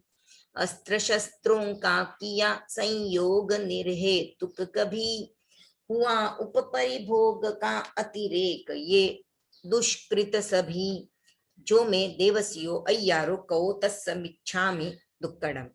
यहाँ पर आपको ध्यान देना है, यह है दु, यह है क्री। वैसे यहाँ पर निर्हेतुक, तो ये दुष्कृत, इसको ध्यान देना है। अब इस व्रत का अर्थ हम समझेंगे। यहाँ पर क्या कहा जा रहा है कि जो क्रियाएं वासना को प्रोवोक करती है, वासना को बढ़ाती है या हमारे उपभोग परिभोग को बढ़ाती है, वैसी क्रियाओं को हमें नहीं करना है। किसी को अपनी तरफ अट्रैक्ट नहीं करना है, यानी हमें दूसरों को अपनी ओर आकर्षित करने के लिए हमें उस तरह की चेष्टाएं, उस तरह की क्रियाएं नहीं करनी है। जैसे आजकल ट्रेंड हो गया, डिस्को में जाते हैं, स्लीवलेस कपड़े पहन के, छोटे कपड़े पहनती हैं लड़कियां, और ऐसे कपड़े पहनती हैं कि उनके कपड़े देख के हम लेडीज की भी आंखें उनकी तरफ चली जाएं, तो फिर जेंट्स अपने आप पे कैसे कंट्रोल करेंगे। तो हमें अपने कपड़े, या जो भी लेडीज हैं, लड़कियां हैं, अपने कपड़ों को ऐसा रखें कि वो कपड़े आपके शरीर को ढके या आपके शरीर का संरक्षण करें। तो ये आपको उस तरह से करना है। आप डिस्कोर्स में वगैरह जाते हो, वहां पे लोग ड्रिंक्स लेते हैं, आपके कपड़े कैसे पहने हुए रहते हैं, तो ये वहां पे डांस जब करते हैं तो किस तरह के डांस किए जाते हैं। आजकल के तो डांस देखिए ना, तो एकदम भद्दे डांस हो गए हैं। तो ऐसे डांस करते हैं ना कि अगर कोई आपकी तरफ देखे तो उसका ध्यान आपकी तरफ जाएगा और उसकी सेक्सुअल जो डिजायर है उसको प्रोत्साहन मिल सकता है। तो हमें इस तरह की कोई भी क्रियाएं नहीं करनी है जिससे लोगों की सेक्सुअल डिजायर्स या उनकी काम भावना को उत्तेजना मिले और वो उसके चलते कोई गलत कदम उठाए। उनके गलत कदम उठाने का असर जिसके साथ किया गया है उसके ऊपर भी होता है। और ज्यादातर इस क्रियाओं से सफर करती है लेडीज। पुरुषों को इससे कुछ भी फर्क नहीं पड़ता है, लेकिन स्त्रियां उसको सफर करती हैं, लड़कियां उसको सफर करती हैं। हम जो देखते हैं कि लड़कियों के ऊपर बलात्कार होता है, छोटी छोटी लड़कियों के ऊपर या कम उम्र की लड़कियां हैं उनके ऊपर जब बलात्कार होता है, तो उसके पीछे कहीं ना कहीं हमारी ये काम उद्दीपक क्रियाएं काम कर रही हैं। कोई 1 2 100 में से 10 जन उस तरह की क्रियाएं करती हैं और भुगतती हैं गांव वाली भोली लड़कियां, क्योंकि उनको अपने को डिफेंड करना नहीं आता है, उनको इतनी जानकारी नहीं होती है। शहर में रहने वाली लड़कियां फिर भी इतनी क्रियाएं करने के बाद भी सेफ रह जाती हैं। उनके ऊपर भी इस तरह के प्रसंग गुजरते होंगे, हमें पता नहीं है, लेकिन फिर भी सफर करती हैं ऐसी लड़कियां जो प्रतिकार नहीं कर सकती, अपने आप को डिफेंड नहीं कर सकती हैं, या जो वेल प्रोटेक्टेड नहीं है, क्योंकि वो अपने घरों से बाहर निकलने के लिए बाध्य हैं, खेतों में जाती हैं, यहाँ वहां जाती हैं, तो उस समय पे उनको कोई संरक्षण देने वाला नहीं है और गांवों की जो व्यवस्था है वो भी बहुत कमजोर है। तो कहीं ना कहीं हम अपनी ही बहनों या अपनी ही सहभागिनी जो है स्त्रियां, उनके साथ कहीं ना कहीं गलत व्यवहार हमारी ही वजह से हो रहा है। इसके लिए जिम्मेदार भी हम हैं। मॉडर्निटी के नाम पे हमने अपने कपड़ों को छोटा कर दिया है, हमने अपने आप को इतना खुला कर दिया है कि हम कहीं पर भी जाने के लिए सोचते नहीं है कि यहाँ पर लड़कियों का जाना सही है, यहाँ पर लेडीज का जाना सही है या नहीं है, या हमारे ऐसे कपड़े पहनने से क्या समाज पे असर पड़ रहा है। तो हमें इस चीज को ध्यान देना है। हम घूंघट से बाहर आ गई हैं, पर हमें पूरी तरह से अपने शरीर का प्रदर्शन नहीं करना है। घूंघट नहीं लेना, यहाँ तक आपकी मॉडर्निटी ठीक है, लेकिन आपके कपड़े व्यवस्थित हो इस तरफ आपको ध्यान देना है। और जहां कहीं भी आपको दिखे कि अपने परिवार में, अपने बच्चों में अगर इस तरह की कुछ क्रियाएं हो रही हैं, तो उन्हें भी टाइम पे रोक लगाइए, उन्हें भी इस चीज से अवगत कराइए। लड़कियों को ये बात समझाइए कि हम जो इस तरह का कार्य कर रहे हैं या खुलेपन, खुलावट, स्वतंत्रता के नाम पे हम स्वच्छंद बन रहे हैं, तो ये हमें रोकना चाहिए। हमें स्वतंत्र बनना है, न कि स्वच्छंद बनना है। ज्यादा स्वच्छंद बनेंगे तो उसका नुकसान भी हमें ही भुगतना पड़ेगा। तो इस रिलेटेड एक घटना मुझे याद आ रही है, मैं आप लोगों को बता दूं। एक पिता थे, उनकी एक पुत्री थी। तो पुत्री बहुत बार जिद कर रही थी पिताजी से कि पापा मुझे मोबाइल चाहिए। तो मोबाइल लेने के लिए वो जिद करी, तो पिताजी ने कहा कि ठीक है, मैं लेके दूंगा, पर अभी तुम अपनी पढ़ाई पे ध्यान दो। और उसी समय गणपति का प्रसंग चल रहा था, तो लड़की ने डांस में पार्टिसिपेट किया था। तो डांस में पार्टिसिपेट किया था, तो उसका जो कॉस्ट्यूम था और उसका डांस था इतना वल्गर था कि जब प्रेजेंटेशन हो रहा था, उसके पिताजी वहां पे देखने बैठे तो उनको शर्म आ रही थी, वो डांस देख के और उसका कॉस्ट्यूम देख के। क्योंकि वो डांस में अब जैसे चिकनी चमेली है या फिर वो कौन सा एक गाना है एक और, तो वो गाने जो इसके ऊपर डांस करोगे तो वो जब फिर वो चोली के पीछे वाला गाना है, या अभी एक और वो राउडी राठौड़ में एक गाना था कि वो भी आ रे प्रीतम प्यारे, इस तरह के डांस होते हैं कि उस पर आप जो डांस करते हो वो स्टेप्स फैमिली के साथ बैठ के देखने लायक नहीं होते हैं। तो वैसा ही कुछ डांस उस लड़की ने भी किया और उसके पिताजी को बहुत शर्म आ रही थी, पर कैसे समझाएं अपनी बेटी को। तो उन्होंने सोचा कि ठीक है, कोई और तरीका निकालते हैं। तो उन्होंने उसको थोड़े दिन के बाद मोबाइल गिफ्ट किया। मोबाइल देके उन्होंने अपनी बेटी को कहा, ये लो बेटा तुम्हारा गिफ्ट है। तो उसने कहा पापा इसके साथ कवर और स्क्रीन गार्ड तो नहीं है। तो उन्होंने कहा कि स्क्रीन गार्ड और कवर को क्या करना है बेटा। तो उसने कहा नहीं नहीं पापा, इतनी वैल्यूएबल चीज है, इसको मैं कवर नहीं लगाऊंगी तो गंदा हो जाएगा, और स्क्रीन गार्ड नहीं रहेंगे तो उस पर स्क्रैचेस आ जाएंगे। तो उसके पापा ने कहा कि क्या बात करती हो बेटा, वैल्यूएबल चीजों को प्रोटेक्ट करना चाहिए। तो उसने कहा हाँ पापा बिल्कुल प्रोटेक्ट करना चाहिए। तो उन्होंने कहा कि बेटा जैसे ये मोबाइल तुम्हारा है, वैसे तुम मेरी वैल्यूएबल बेटी हो, तो क्या तुम्हें खुद को प्रोटेक्ट नहीं करना चाहिए। तो बेटी को एकदम शॉक लगा कि ये क्या हो गया, हम अपनी चीजों को प्रोटेक्ट करते हैं पर अपने आप को प्रोटेक्ट नहीं कर रहे हैं, और उसके बाद से वो जो बच्ची है उसमें जो चेंज आ गया। तो देखिए, हम अपनी वस्तुओं को प्रोटेक्ट करते हैं, अपने घर को प्रोटेक्ट करते हैं, उसकी सफाई करते हैं, उसको कवर रखते हैं, दरवाजा बंद रखते हैं, खिड़कियां बंद रखते हैं, तो क्यों हम अपनी क्रियाओं या अपने कपड़ों के द्वारा लोगों को अपने और आकर्षित करने का प्रयत्न करते हैं। हमें अच्छा दिखने की कोशिश करनी चाहिए, अच्छा दिखना कोई बुरी बात नहीं है, अच्छा दिखिए, कपड़े ढंग के पहनिए, पर लोगों को अपनी और आकर्षित करने के लिए हमें अपनी क्रियाओं को इस तरह का नहीं बनाना है, इस तरफ हमारा ध्यान हो। भांड चेष्टा, यानी जैसे आपने देखा होगा, भांड जो होता है वो लोगों को हंसाने के लिए तरह तरह के मुंह बनाएगा, कुछ ऐसी क्रियाएं करेगा, गिरने की, पड़ने की। जैसे आपने कैरेक्टर देखा है चार्ली चैपलिन, तो हम टीवी पे देखते हैं बहुत बार चार्ली चैपलिन जो है वो कुछ भी करता है, इसको मारा, उसको मारा, उधर गिरा, इधर गिरा। तो इस तरह की जो हम चेष्टाएं करते हैं, हमारे चेहरे बिगाड़ते हैं, हम जोक्स करते हैं, जो वल्गर जोक्स होते हैं या कैसे भी तरह के जोक्स करके हम करते हैं, तो उससे भी हमें कर्मों का बंधन होता है। तो अब आप कहोगे कि अगर हम ऐसा नहीं करेंगे तो फिर एंटरटेनमेंट क्या रहेगा हमारी लाइफ में? तो एंटरटेनमेंट जो है वो एंटरटेनमेंट के दायरे में रहे, पर आप जो भी क्रिया कर रहे हो उससे आपके कर्मों का बंधन तो हो ही रहा है। आप एंटरटेनमेंट कर रहे हो, खुद को टाइम पास करने के लिए कुछ कर रहे हो या कुछ भी देख रहे हो, तो आप जैसा देखोगे उससे आपके कर्मों का बंधन तो होना ही है, क्योंकि हम तो गृहस्थ हैं और 24/7 हमारे कर्म लगते ही जा रहे हैं। हम अच्छा काम करेंगे तो अच्छे कर्म लगेंगे, अगर बुरा काम कर रहे हैं तो बुरा लगेंगे। इवन नींद में भी अगर हमारे भावों में अगर कुछ बुरे ख्याल आ जाएंगे तो उनके भी हमें कर्मों का दोष तो लगने ही वाला है। तो हमारा मन कहाँ तक साफ है, हम जो क्रिया कर रहे हैं, हम कितना इन्वॉल्व नहीं है, उसके ऊपर हम कर्मों को आना कम कर सकते हैं। यानी जो आ रहे हैं उनको कम तीव्रता के साथ हम भोग सकते हैं या कम तीव्रता से बांध सकते हैं। जैसे दो प्रकार की मिट्टी होती है, एक सूखी मिट्टी होती है और एक गीली मिट्टी होती है। तो सूखी मिट्टी अगर आप दीवार पे फेंकोगे तो वो दीवार पे चिपकेगी नहीं, पर गीली मिट्टी जो है वो दीवार पे चिपक जाएगी। तो हमें भी कर्मों को सूखा रखना है, यानी हमारे काम करने हैं, हमारा दिन गुजारना है, उसके लिए हम करें, पर उसमें आसक्त नहीं बने और अपनी क्रियाओं को हम पूरा ऑब्जर्व करें। जैसे हम अपने बच्चे को ऑब्जर्व करते हैं कि कहीं गलत काम तो नहीं कर रहा है, पढ़ाई कर रहा है तो पढ़ ही रहा है ना, कि और कुछ गलत काम कर रहा है, तो वैसे ही हमें अपनी हर क्रिया को भी ऑब्जर्व करना है कि ये मेरी क्रिया गलत तो नहीं हो रही है, कहीं मैं ये बोल रहा हूँ ये कहीं गलत तो नहीं हो रहा है। तो हमें हर चीज को सोच समझ के करना है। ठीक है, आदत आपको जल्दी नहीं पड़ेगी कि मैं जो बोल रही हूँ वो हर समय देख के बोलूं, जो सोच रही हूँ वो हर समय सोच के बोलूं, लेकिन हम धीरे धीरे जब भी याद आए तब तो सावधान हो जाएं और अपने आप को देखें। जो दूसरी लाइन में बताया गया है कि जो मेरी चेतना है वो मुखरता में खो गई। जैसे हम बहुत बार ज्यादा बोलते हैं, कहीं कहीं बार ज्यादा बोलते बोलते कभी कभी हमारे मुंह से गलत शब्द भी निकल जाते हैं, क्योंकि बोलना है तो सोचना नहीं है और बोलते जा रहे हैं, तो कभी कभी हम गलत शब्दों का प्रयोग करते हैं और किसी को हर्ट भी कर देते हैं। तो हमें इस तरह की भी वाचालता नहीं रखनी है, मुखरता नहीं रखनी है, यानी हमारा मुंह जो है हमें उसका प्रयोग उस तरह से करना है कि हमें विवेक रहे। एक इंसान ही ऐसा प्राणी है जिसको विवेक बुद्धि दी गई है। आप देखो, आपको शरीर में आपने बहुत बार सुनी होगी ये बात कि हमको कान 2 मिले हैं और मुंह 1 मिला है। तो कान 2 मिले हैं इसके लिए हमको ज्यादा से ज्यादा सुनना चाहिए, और मुंह 1 मिला है तो जितना हम सुनते हैं उससे आधा ही हमको बोलना चाहिए। आचार्य महाश्रमण जी तो यहाँ तक कहते हैं कि अनावश्यक ना हो तो बोलो ही मत। जहां पे जरूरत लगे, आपको लगता है कि आपके बोलने से यहाँ पे आपको बोलना ही पड़ेगा तो ही आप बोलिए, अदरवाइज आप मौन रखिए।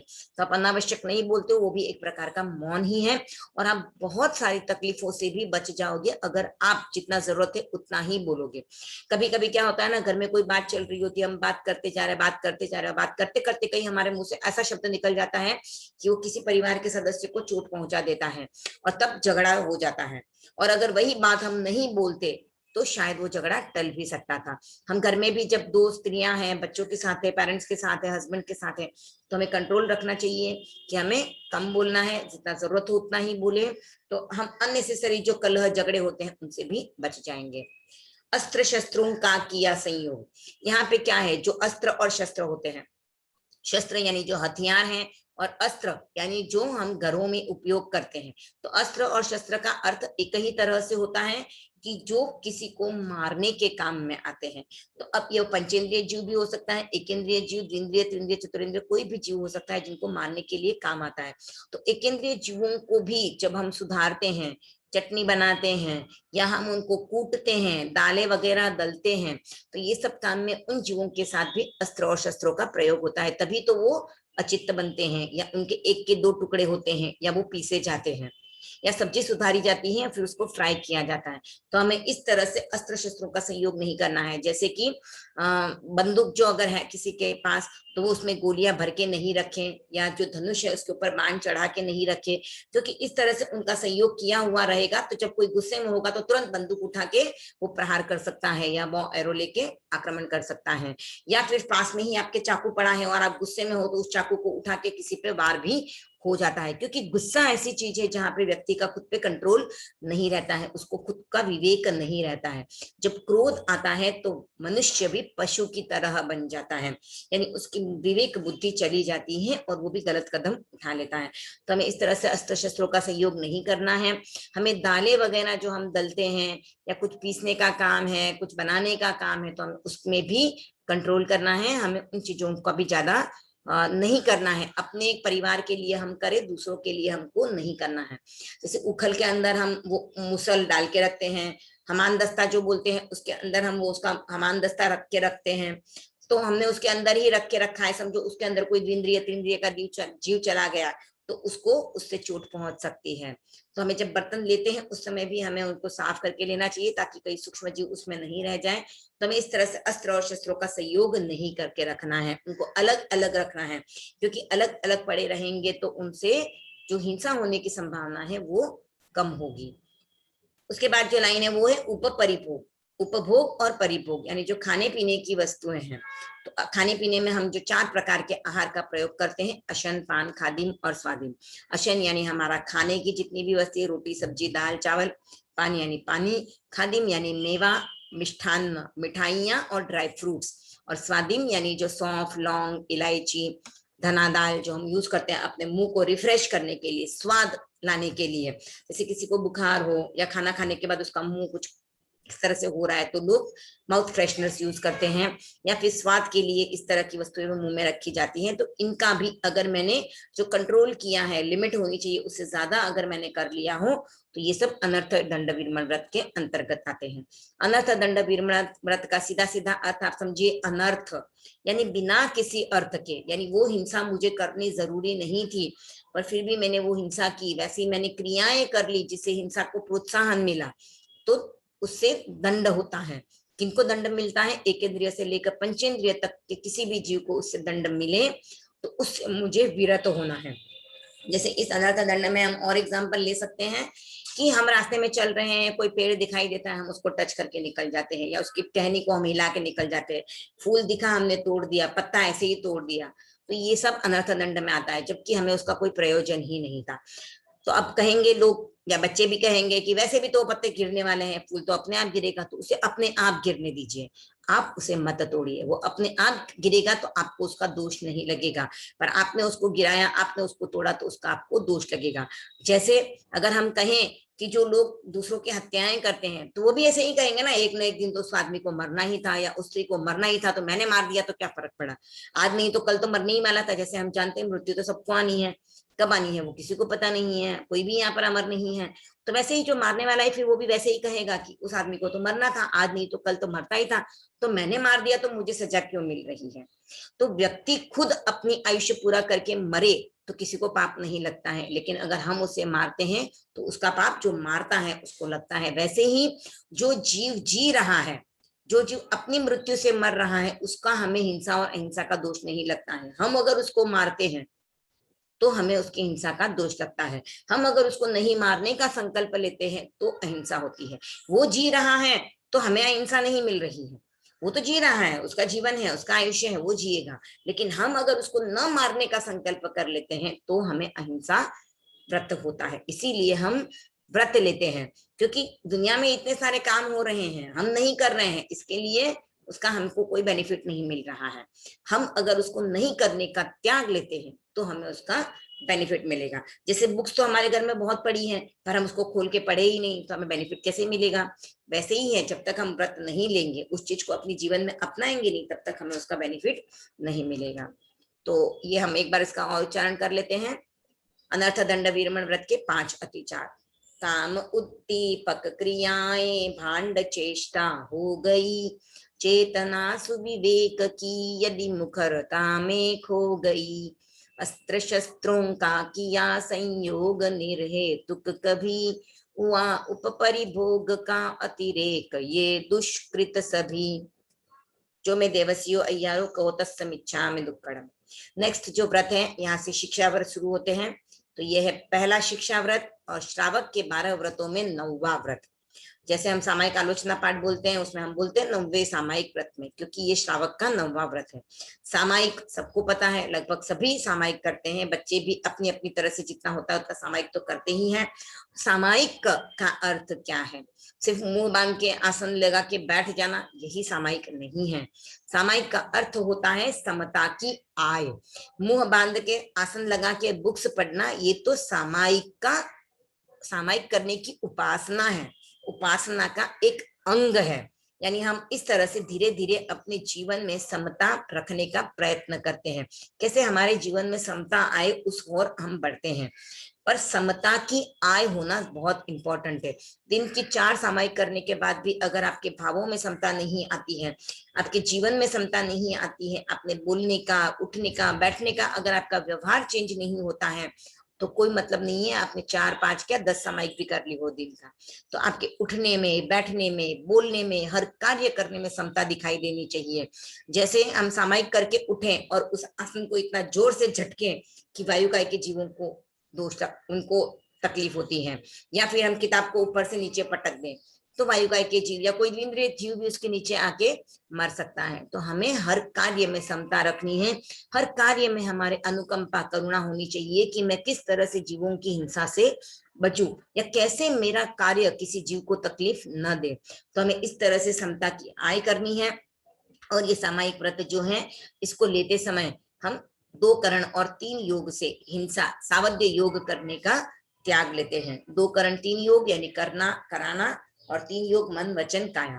तो 2 करण 3 योग से हम 48 मिनट तक सभी सावध्य प्रवृत्तियों का त्याग करके अपनी आत्मा के पास रहते हैं।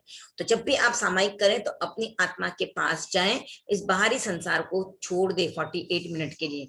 किसी भी कार्य में अपने आप को इन्वॉल्व नहीं करें, आप सिर्फ अपनी आत्मा की उपासना करें, आत्मा को सही तरीके से समझें, आत्मा के कल्याण के लिए कार्य करें, आत्मा के कल्याण के लिए ही आप सामायिक करें। तो इस सामायिक व्रत के 5 अतिचारों का हम उच्चारण देखते हैं। आप सामायिक व्रत के 5 अतिचार से आप बहुत फैमिलियर हो, क्योंकि सामायिक आलोचना पाठ जो बोलते हो वहां पर यही 5 अतिचार बोलते हो आप। मन की सावध्य प्रवृत्ति की हो, वचन की सावध्य प्रवृत्ति की हो, शरीर की सावध्य प्रवृत्ति की हो, सामायिक के नियमों का पूरा पालन न किया हो, और अवधि से पहले सामायिक को पूरा किया हो। यही 5 पॉइंट्स हैं, यहाँ पर भी यही 5 पॉइंट लिए गए हैं। तो हम एक बार उच्चारण देख लें। साम्य के अभ्यास में मन मलिनता यदि आ गई, साम्य के अभ्यास में मन मलिनता यदि आ गई, वचन काया पर कलुषता की घटा जो छा गई, वचन काया पर कलुषता की घटा जो छा गई, किया जो संकल्प उसका विस्मरण यदि हो गया, किया जो संकल्प उसका विस्मरण यदि हो गया, काल सीमा आकलन में चित्त स्थिरता खो गया, काल सीमा आकलन में चित्त स्थिरता खो गया, जो मैं देवसियो अय्यारो कहो तत्समिच्छामि दुक्कड़म। हम एक बार पूरा एक साथ बोल लेते हैं।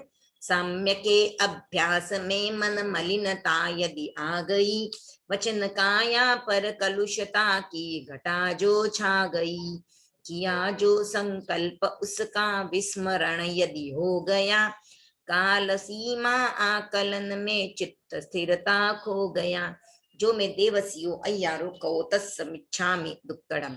तो यहाँ पर आप देख रहे हो, जैसे समता का अभ्यास करने में बैठी उस समय पे मेरे मन में मलिनता आ गई, यानी किसी के लिए बुरा चिंतन मेरे मन में आ गया। समझो बहू है या किसी से मेरा झगड़ा हुआ था और मैं सामायिक लेके बैठी, उस समय पे मेरे मन में कोई बुरी बात आ गई, या मैंने फैन ऑन करने का इशारा कर दिया, या मैंने गैस के लिए कुछ इशारा कर दिया। तो उस तरह से जो मन में चिंतन आता है, मेरे लिए मन में जो चिंतन आए, तो उससे सामायिक का दोष लगता है। वचन और काया से, यानी बोलकर अगर मैंने उस क्रिया को जाहिर कर दिया तो भी वो दोष लगेगा। और काया से अगर मैंने इस तरह का कोई कार्य किया तो उसका भी दोष लग जाता है। तो सामायिक के टोटल 42 दोष हैं, 10 मन के, 10 वचन के, सॉरी मिच्छा में दुक्कड़म 32 दोष हैं। सामायिक के 32 दोष हैं, 32, 10 मन के, 10 वचन के और 10 काया के। तो इन 32 दोषों से बचकर हमें सामायिक करनी है। तो मन में भी हम इस तरह का भाव, एक तो मलिनता आना यानी दूसरे के लिए बुरा आना, या फिर अपने लिए भी ऐसी भावना आना कि मैं सामायिक करूं तो लोग मुझे धार्मिक कहेंगे, मेरे लिए अच्छी अच्छी बातें कहेंगे, देखो मैं इतनी सामायिक करता हूं, या कहेंगे कि वो देखो कितनी सामायिक करती है। तो इस तरह का भाव लाना, या फिर कोई सांसारिक सिद्धि के लिए, जैसे मैं सामायिक करूंगी तो मेरे साथ ये अच्छा हो जाएगा, मैं सामायिक करूंगी तो मुझे ये मिल जाएगा। तो इस तरह की भावना रख के भी हम करते तो मन का दोष आता है। वचन के दोष में अगर हम पाठ को जल्दी जल्दी बोलते हैं, उसको शॉर्ट में करके बोलते हैं, अशुद्ध बोलते हैं, किसी को बुरा वचन कह देते हैं, तो वो वचन के दोष में आता है। और काया के दोषों में जैसे दीवार का सहारा लेके बैठना, हाथ पैरों को बिना किसी कारण के फैलाना, सिकोड़ना, मतलब ये करना, या फिर हम हाथ पांव फैलाते उस समय हम पूंजनी का प्रयोग नहीं करते हैं, या फिर हम ऐसे शोक की मुद्रा में बैठ जाते हैं, शरीर से मैल उतारते हैं, या हमारे शरीर को सजाने संवारने की कुछ क्रियाएं कर लेते हैं। तो इस तरह की जो क्रियाएं हम करते हैं वो काया के दोष में आती है। काया के 12 दोष हैं, तो हमें इन दोषों को भी सेवन नहीं करना है। मैंने सामायिक करने का संकल्प लिया था और मैं भूल गई कि मैंने कितने बजे लिया था, तो वो भी सामायिक कम समय की हो सकती है। तो हमको उस तरह का भी ध्यान देना है कि अगर मैं भूल गई हूँ तो जहां से मैंने समय देखा है उस समय से मुझे काउंट कर लेना है, ताकि मेरी सामायिक एक्स्ट्रा हो जाए चलेगा, 48 मिनट के ऊपर हो जाए तो चलेगा, लेकिन कम अगर होगी तो सामायिक नहीं गिनी जाएगी। तो जो मैंने काउंट करना था 48 मिनट, उसमें भी अगर मैंने बराबर से नहीं किया हो काउंट तो भी वही सामायिक का दोष होता है। तो हमें इन सब दोषों से अपने आप को बचाना है। सामायिक पूरी 48 मिनट की हो उसकी तरफ ध्यान दें। सामायिक में हम शुद्ध क्रिया करें जो सावध्य पापों से, सावध्य कार्यों से दूर हो। निर्वध्य क्रिया करने की आपको पूरी छूट है। जैसे आप किसी को कुछ सिखा रहे हो, आप धर्म का पढ़ा रहे हो, प्रतिक्रमण का उच्चारण करवा रहे हो, 25 बोल सिखा रहे हो, गीतिकाएं गा रहे हो, किसी को सामायिक करने के लिए प्रोत्साहन दे रहे हो, आओ तुम भी सामायिक कर लो, तो निर्वध्य क्रिया करने में आपको कोई दोष नहीं है। जैसे आपके सामने आपका पोता पोती या बच्चा सामायिक ले रहा है तो उसकी मुंहपत्ती बराबर नहीं है तो उसे बोलो, उसको अगर वो चंचल है, स्थिर नहीं बैठ रहा है तो उसको प्रोत्साहन देना, नहीं बेटा देखो बराबर बैठो, तुम सामायिक में हो, तुम्हें ध्यान रखना चाहिए। तो इन तरह की बातें आप उसको समझाते हो, बोलते हो, तो ये निर्वध्य क्रिया है। तो निर्वध्य क्रियाएं करने का आपको त्याग नहीं है, बट सावध्य क्रियाओं को आपको त्याग किया हुआ है, तो उसको आपको नहीं करना है। तो एक बार हम इसका उच्चारण देख लेते हैं वापस। साम्य के अभ्यास में मन मलिनता यदि आ गई, वचन काया पर कलुषता की घटा जो छा गई, किया जो संकल्प उसका विस्मरण यदि हो गया, काल सीमा आकलन में चित्त स्थिरता खो गया, जो मैं देवसियो अय्यारो कहो तस्मिच्छामि दुक्कड़म। नेक्स्ट है देशावकाशिक व्रत। आज हम 3 व्रत करने वाले हैं क्योंकि 4-4 लाइन के ही हैं। देशावकाशिक व्रत, इसका अर्थ होता है देश प्लस अवकाश। तो छोटे रूप में, और उसमें कुछ मैंने लिमिट जो है मेरी अपने हिसाब से डिसाइड की है, यानी मैंने उसमें खुलावट रखी है।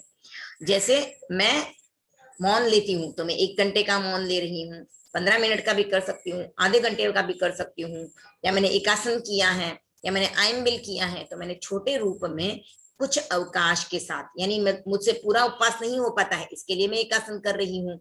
मैं उपवास करने में खुद को अक्षम पाती हूँ पर आयम्बिल कर पा रही हूँ तो मैं आयम्बिल कर रही हूँ। 1 घंटे की मौन में नहीं कर पाती हूँ तो मैं 15-15 मिनट के करके 4 बार मौन कर रही हूँ।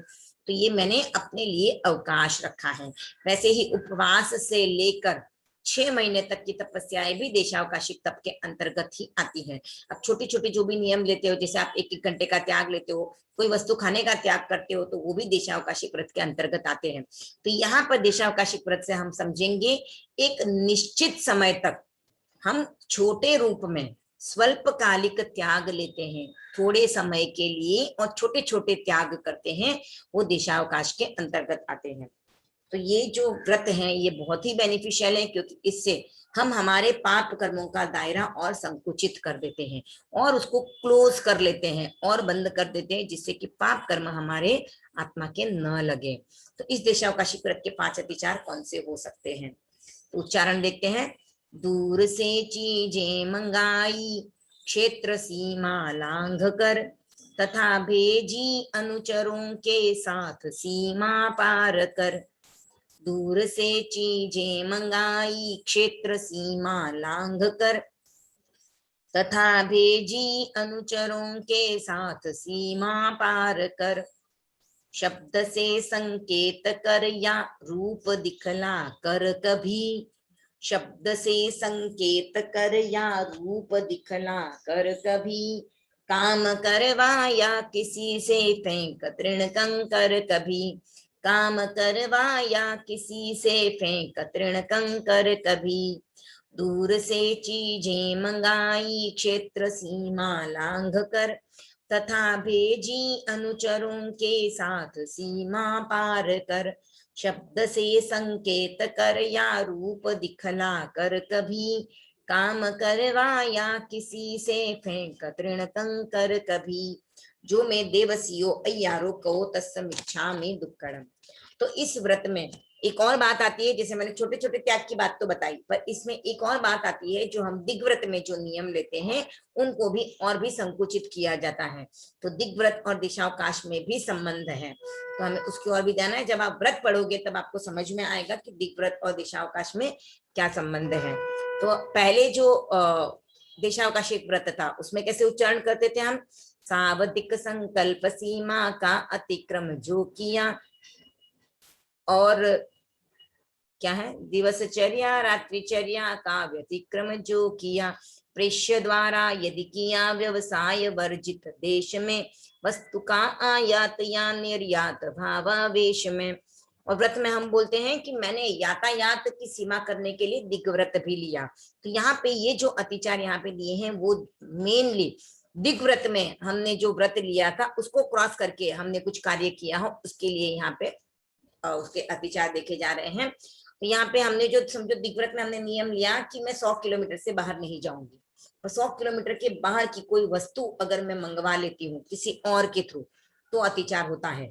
या फिर मैं जितनी लिमिट की है उसके बाहर किसी के साथ वस्तुएं भिजवा देती हूँ, अपने एरिया की वस्तुएं मैं उनकी तरफ भिजवा देती हूँ, तो मैं नहीं जाती हूँ लेकिन मैं किसी और के साथ वस्तुएं भिजवा देती हूँ, तो यानी मैंने नहीं पार किया तो मैंने वस्तु को पार करवा दिया, तो मेरे त्याग में वो दोष लग जाता है।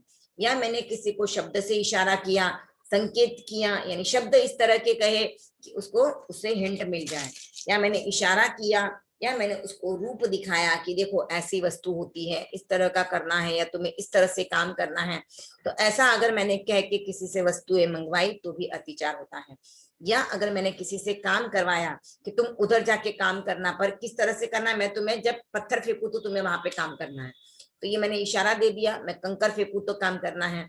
तो ये जब इशारा देते हैं हम तो वो इस दोष के अतिचार, इस व्रत के अतिचार आते हैं। अच्छा मैं दुपहर, तो यानी यहाँ पे हम शॉर्ट में समझे कि दिग्व्रत में जो हम सीमाएं डिसाइड करते हैं अपने लिए, उन सीमाओं से बाहर जाकर हम कोई वस्तु मंगवाते हैं, कोई वस्तु पहुंचाते हैं, या वहां पे शब्द या संकेत करके या तृण कंकर फेंक कर हम कोई कार्य करवाते हैं, रूप दिखाकर हम अगर कोई कार्य करवाते हैं तो वो गलत होता है।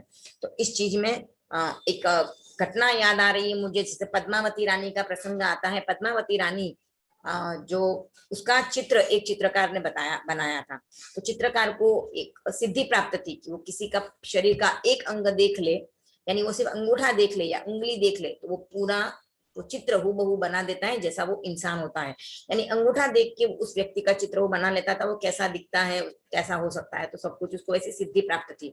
तो उसने एक बार पद्मावती देवी को अंगूठा देखा था जब वो राजा से मिलने गया था। तो पद्मावती देवी उस तरफ आई थी तो पर्दे के नीचे से उसको पैर का अंगूठा दिखाई दिया था, तो वो देख के उसने रानी का चित्र बनाया, बहुत ही सुंदर चित्र बना था। और वो चित्र बनाते बनाते उसके हाथ से ब्रश का जो एक ब्लैक कलर का डॉट है वो चित्र के थाई के पार्ट के ऊपर गिर गया। तो उसने उसको बहुत मिटाने की कोशिश की पर वो नहीं मिटा। तो उसने सोचा कि ठीक है मुझे सिद्धि तो प्राप्त है, तो शायद रानी के थाई पे कुछ तिल होगा, इसीलिए ये ब्लैक कलर का डॉट यहाँ पे गिरा है। तो उसने वो चित्र जाके राजा को दिखाया, राजा बहुत प्रसन्न हुआ। पर उसने कहा, उसने जब चित्र को गौर से देखा तो उसने देखा कि रानी के थाई के ऊपर यानी जांघ के ऊपर जो ब्लैक तिल है वो इसको कैसे पता चला। बाकी ठीक है वो देख के बनाए चित्र रूप बना सकता है, लेकिन थाई के ऊपर जो तिल है वो इसको कैसे दिखाई दिया।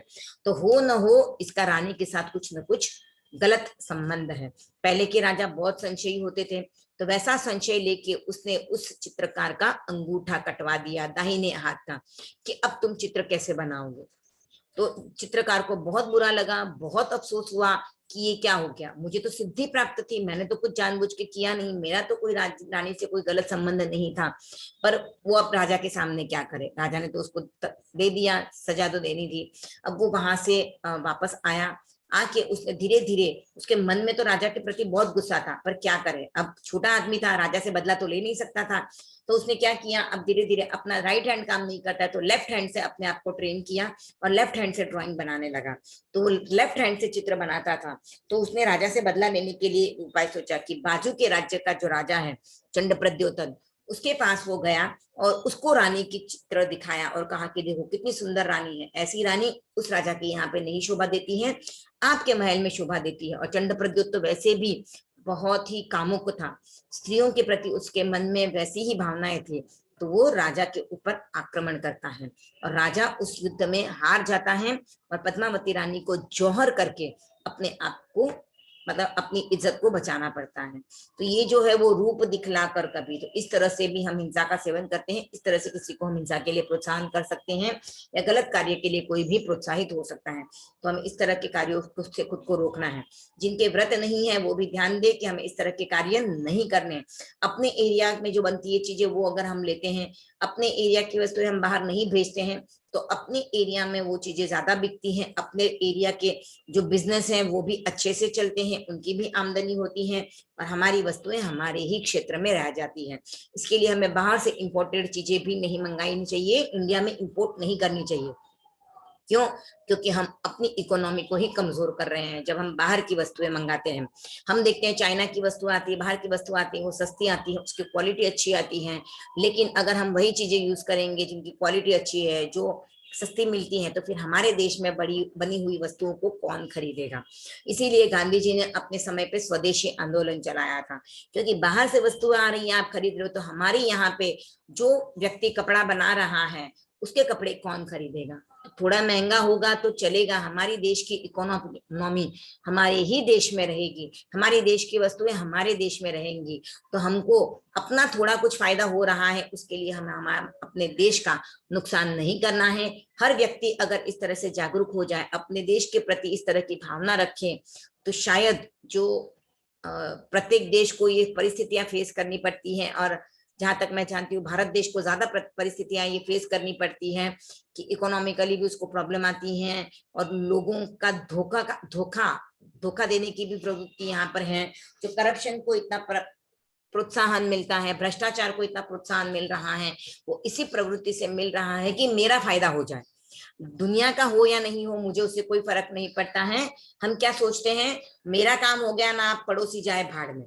तो इस तरह का हमको नहीं मन में विचार लाना है। हमें ये सोचना है कि मेरा काम तो मुझे करना है, पर साथ में किसी का नुकसान भी नहीं करना है। मेरी तरक्की हो, साथ में मेरे देश की भी तरक्की हो, मेरे समाज की तरक्की हो, मेरे परिवार की तरक्की हो। इसीलिए आचार्य श्री तुलसी ने गीत में कहा है, सुधरे व्यक्ति समाज, व्यक्ति से राष्ट्र स्वयं सुधरेगा। अगर व्यक्ति सही है, व्यक्ति सुधरा हुआ है, तो उसका जो परिवार है वो सुधर जाएगा, उसका समाज सुधर जाएगा, उसका राज्य सुधर जाएगा, उसका देश सुधर जाएगा, और ऐसे करते करते पूरी दुनिया सुधर जाएगी। तो इसके लिए शुरुआत जो होती है वो व्यक्ति से होती है। तो व्यक्ति अगर अपने मन को, अपने भावों को, अपनी वाणी को, अपनी काया को, अपनी इच्छाओं को कंट्रोल में कर ले, तो अपने देश की तरक्की में भी सहयोगी बन सकता है, डायरेक्टली नहीं तो इनडायरेक्टली। क्योंकि हम सभी भी हमारी देश की तरक्की में, देश के विकास में किसी न किसी तरह से कारणभूत बन ही रहे हैं। डायरेक्टली नहीं बन रहे हैं पर इनडायरेक्टली तो है। जैसे आप जानते हो रामायण का प्रसंग है, राम जब रावण की तरफ जा रहा था युद्ध करने के लिए, तो उस समय पे वो सेतु बना रहा था, तो वानर उसमें ले जाके पत्थर डाल रहे थे, बंदर अपनी तौर से पुल बना रहे थे और पत्थर डाल रहे थे। तो उस समय पे एक छोटी सी गिलहरी भी जाके उसमें डाल रही थी। तो सबने पूछा ये क्या है, तेरे इससे क्या होने वाला है? तो बोलती कुछ नहीं होगा, लेकिन जब इतिहास लिखा जाएगा उस समय मेरा नाम पुल बनाने वालों में आएगा, पुल तोड़ने वालों में नहीं आएगा। तो हमें भी अपने देश को आगे बढ़ाने में अपना नाम देना है, देश को नीचे गिराने में या देश का नाम खराब करने में हमें अपना नाम नहीं आना चाहिए। इस और ध्यान देना चाहिए। तो हमारा हर कार्य उस तरह से हो कि हम अपने देश की भी तरक्की करें और साथ साथ में खुद की भी तरक्की करें। तो खुद की तरक्की करते करते हम देश की तरक्की करें, और देश की तरक्की होगी तो हमारी तरक्की तो होनी ही होनी है। तो हमें इस और भी ध्यान देना है। तो इस तरह के कार्य हमको नहीं करने हैं। तो इस अतिचार का उच्चारण हम एक बार और कर लेते हैं। दूर से चीजें मंगाई क्षेत्र सीमा लांघ कर, तथा भेजी अनुचरों के साथ सीमा पार कर, शब्द से संकेत कर या रूप दिखला कर, कभी काम करवाया किसी से फेंक तृण कंकर, कभी जो मैं देवसियो अय्यारो कहो तत्समिच्छामि दुक्कडम। एक बार हम तीनों व्रतों का अतिचारों का उच्चारण वापस कर लेते हैं। अनर्थ दंड वीरमण व्रत के 5 अतिचार। काम उद्दीपक क्रियाएं भांड चेष्टा हो गई, चेतना सुविवेक की यदि मुखरता में खो गई, अस्त्र शस्त्रों का किया संयोग निर्हेतुक, कभी हुआ उपपरिभोग का अतिरेक ये दुष्कृत सभी, जो मैं देवसियो अय्यारो को तत्समिच्छामि दुक्कडम। सामायिक व्रत के 5 अतिचार।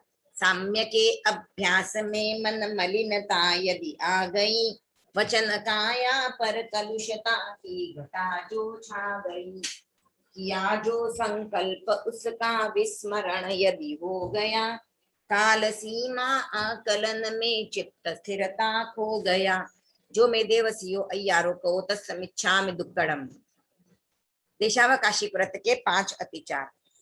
दूर से चीजें मंगाई क्षेत्र सीमा लांघ कर, तथा भेजी अनुचरों के साथ सीमा पार कर, शब्द से संकेत कर या रूप दिखला कर, कभी काम करवाया किसी से फेंक तृण कंकर, कभी जो मैं देवसियो अय्यारो को तत्समिच्छामि दुक्कडम। ओमर हम आज के लिए हमने 3 अतिचार किए हैं। अगर किसी को कुछ डाउट है उच्चारण से रिलेटेड या कुछ भी, तो आप पूछ सकते हो।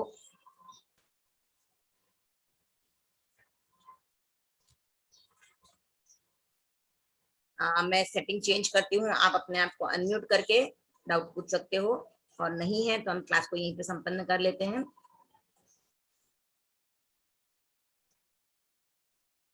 स्नेहा जी पूछिए आपका डाउट। जी जय जिनेन्द्र। जय मैं जिनेन्द्र। ये पूछ रही थी कि आपने अनर्थ दंडक में जो कहा था असनम खादिम स्वादिम 4 चीजें बताई थी, उसका अर्थ चाहिए था। अशन यानी खाना, रोटी दाल सब्जी चावल, पान यानी पानी, खादिम यानी मेवा मिष्ठान्न मिठाई और ड्राई फ्रूट्स, और स्वादिम यानी सौंफ इलायची मुखवास, मुखवास में जो भी चीजें यूज करते हैं वो सब उसमें आती है। हम जो त्याग भी करते हैं ना, घंटे घंटे के त्याग करते हो या उपवास में भी आप त्याग करते हो, तो आप देखिए 3 आहार और 4 आहार बोलते हो, तो ये ही 4 आहार होते हैं। तो 4 आहार के जब त्याग करते हो तो पानी भी त्याग में चला जाता है, और जब 3 आहार के त्याग करते हो तो पानी उसमें खुला रहता है। दीपमाला जी। अशन, हाँ अशन पान खादिम स्वादिम। हाँ ओके धन्यवाद। दीपमाला जी आपका क्वेश्चन।